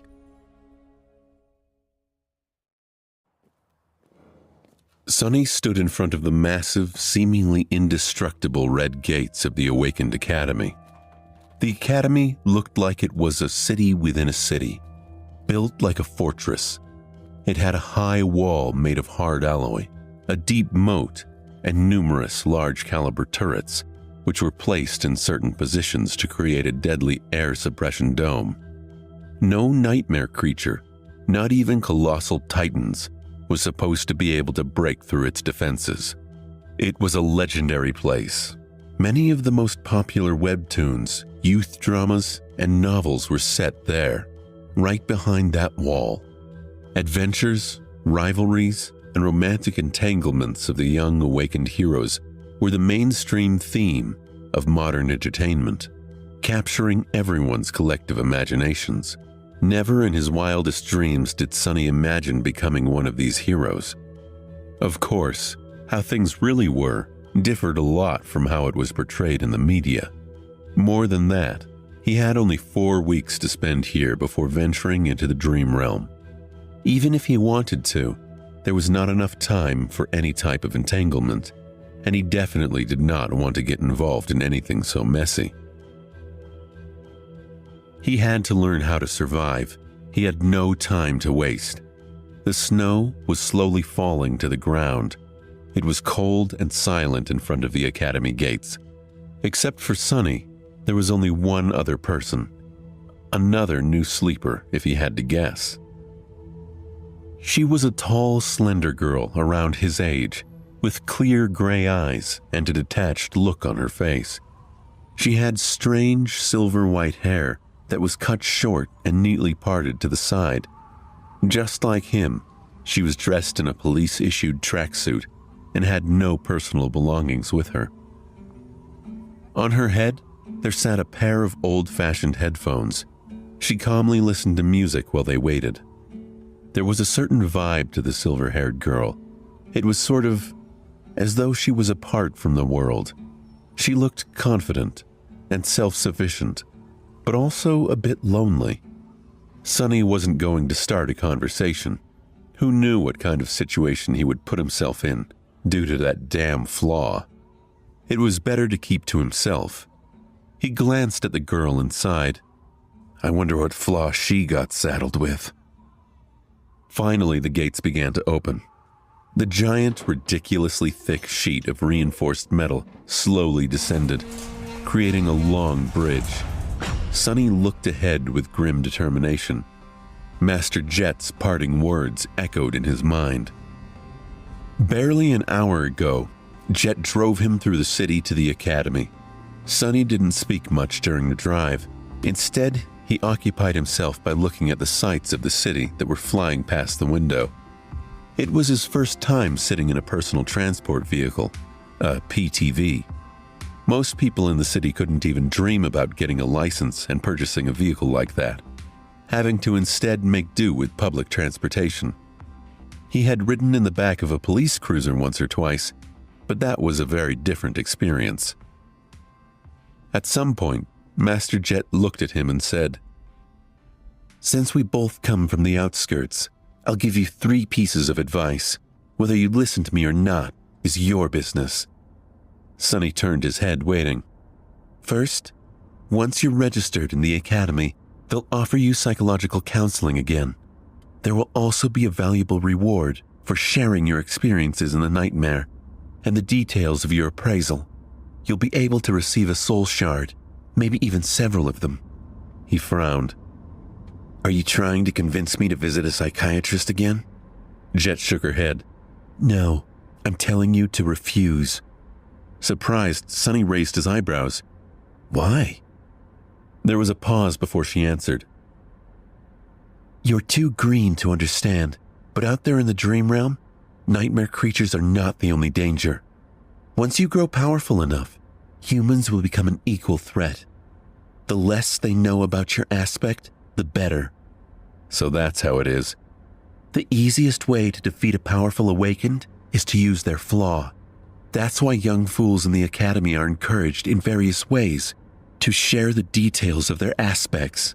I'm not saying that the government will leak your information, but once 2 people know a secret, it's no longer a secret. And there's a lot of people working for the government. That, unfortunately, made a lot of sense. Thank you, Master Jet. She gave him a nod. Second, there will be a lot of courses to choose from. All types of combat training, deep dives into nightmare creature categories, and vulnerabilities, basics of various types of sorcery, artifact study, and so on. Sonny gulped. He was already agonizing about what weapon to train with. 4 weeks was not enough to master a weapon, but at least he would have a basic understanding of it. Disregard all of that. The only course you'll have time to attend is wilderness survival. He blinked. What? Jet glanced at him. It's different for city kids who learn all sorts of useful things in school and from their tutors. But we don't have that advantage, do we? What was the biggest threat to your life during the nightmare? Sonny thought about it. On the surface, the most dangerous thing he faced was the Tyrant, followed by Gregor, RO of the 9. But actually, what almost killed him in the end was the cold. Jet smiled. Smart. You only know how to survive in the city, but the dream realm is mostly made of wilderness. Do you know how to make a fire? How to procure food? How to find safe shelter? No. Fighting monsters is important, but it'll be useless if you die of hunger or exposure to the elements. Trust me, I've learned it the hard way. Sonny nodded, angry at himself. It was so obvious, yet he never even thought about these seemingly simple things. He was blinded by his past habits and experience. Human brains were like that. Once accustomed to a certain way of living, it was hard to see past the already familiar routines. It was lazy thinking at its worst. At that point, Master Jet had stopped the car and opened the door, getting out. Sunny followed her and was momentarily stunned, staring at the colossal metal gates in front of them.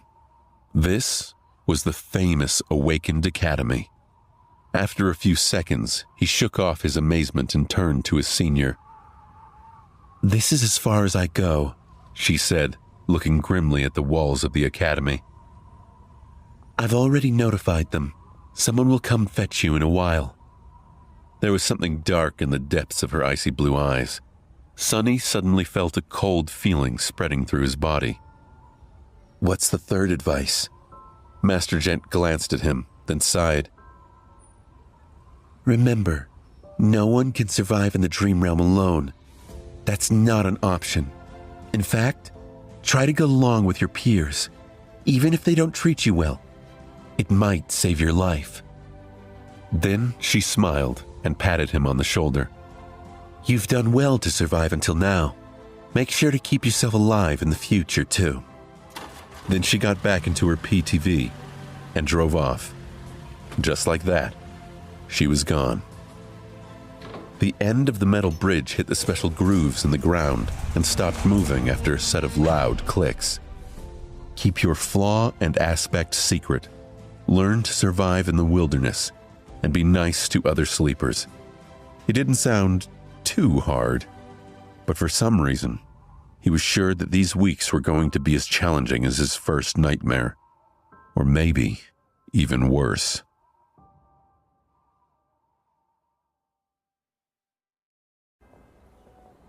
The sleeper part of the compound was relatively small and situated in the southern part of the academy, surrounded on all sides by training fields and parks. It was a low, modern building, constructed with reinforced materials. Like the majority of buildings in the academy, most of it was hidden below the ground, leaving only a couple of floors above it. With its white, pristine alloy walls and wide windows, it must have looked beautiful in the summer, contrasted against all the greenery around. Inside, the building was spacious and well lit. Sunny and the silver-haired girl were taken to a large hall where 100 or so young men and women, sleepers of the same unfortunate timing as the two of them, were already waiting for the beginning of the introduction ceremony. Most of them were nervous, tense, and excited.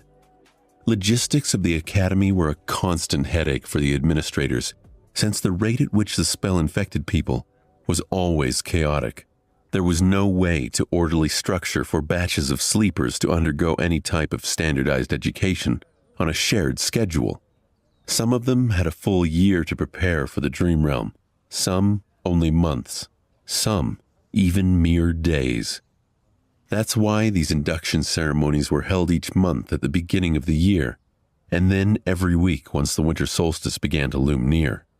Some of the sleepers in the hall had to wait days to be inducted, while Sunny had lucked out and was delivered to the academy just hours before the scheduled event.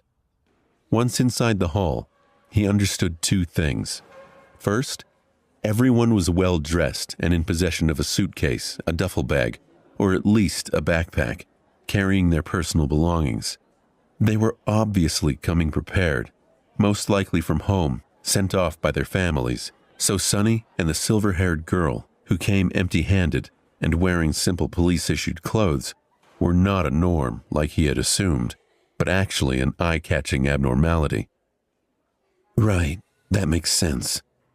Second, Master Jet was not being overly humble when she called herself below average by awakened standards. Even though these young people were just starting their paths as awakened, their looks were dazzling. Everyone was handsome, beautiful, and radiated health. He swallowed. Still, I feel like none of them compare. She might not be as perfectly shaped, but I don't know. She has a presence. It's like shadows become deeper and the temperature drops by a couple of degrees when she's in the room. Was this the difference between a sleeper and a master? But all of these thoughts were just him trying to postpone the inevitable. Sonny already knew that he was in for a wild ride. Because he could not lie, and all of these excited youths, regardless of their clothes, gender, and looks, wanted to do one thing: talk. Every one of them wanted to talk with their fellow sleepers.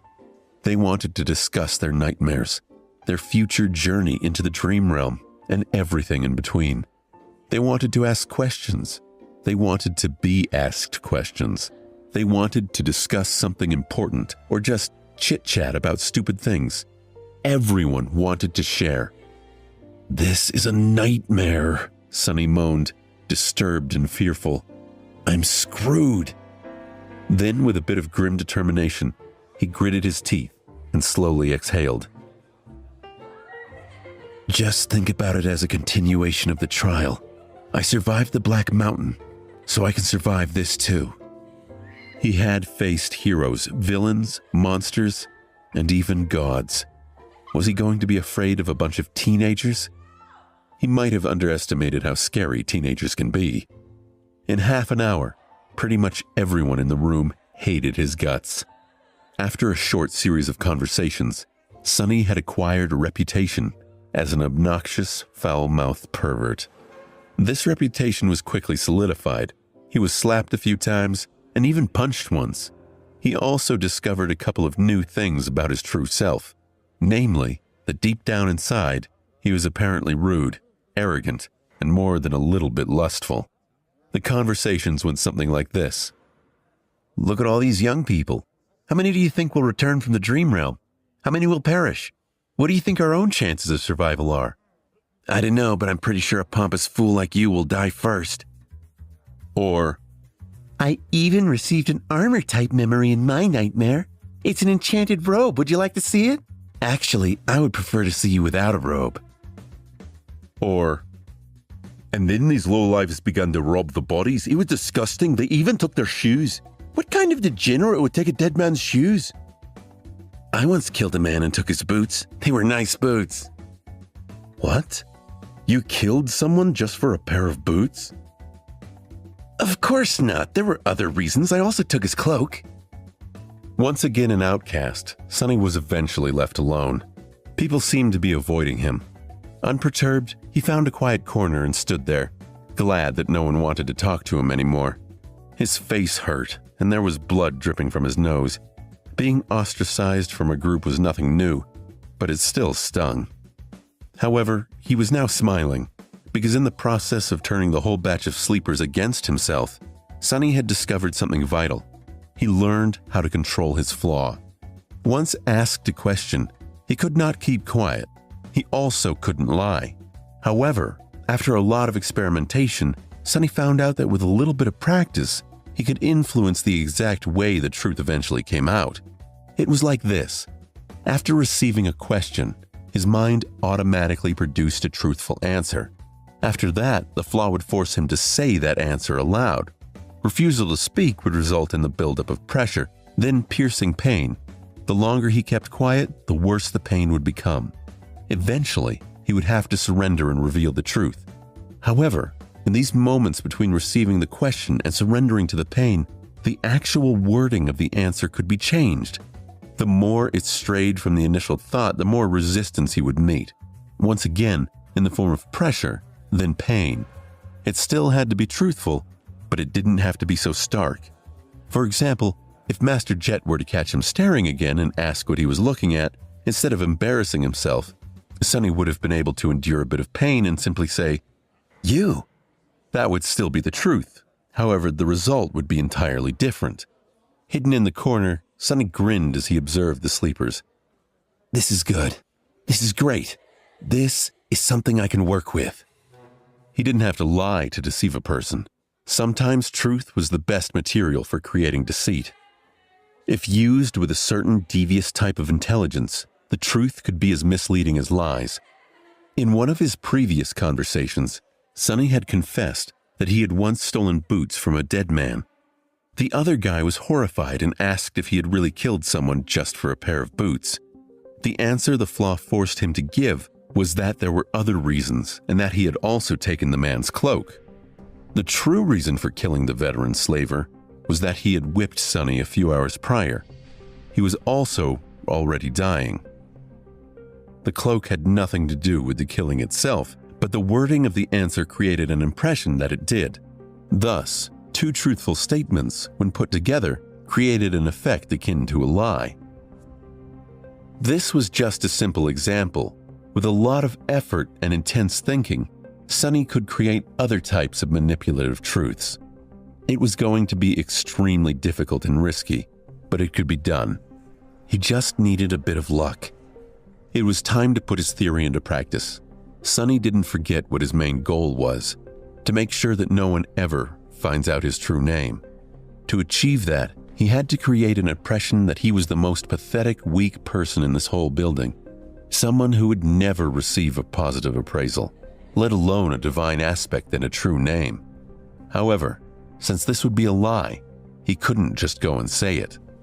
So how was he to convince everyone that he did not have a powerful aspect and an impressive record with the spell?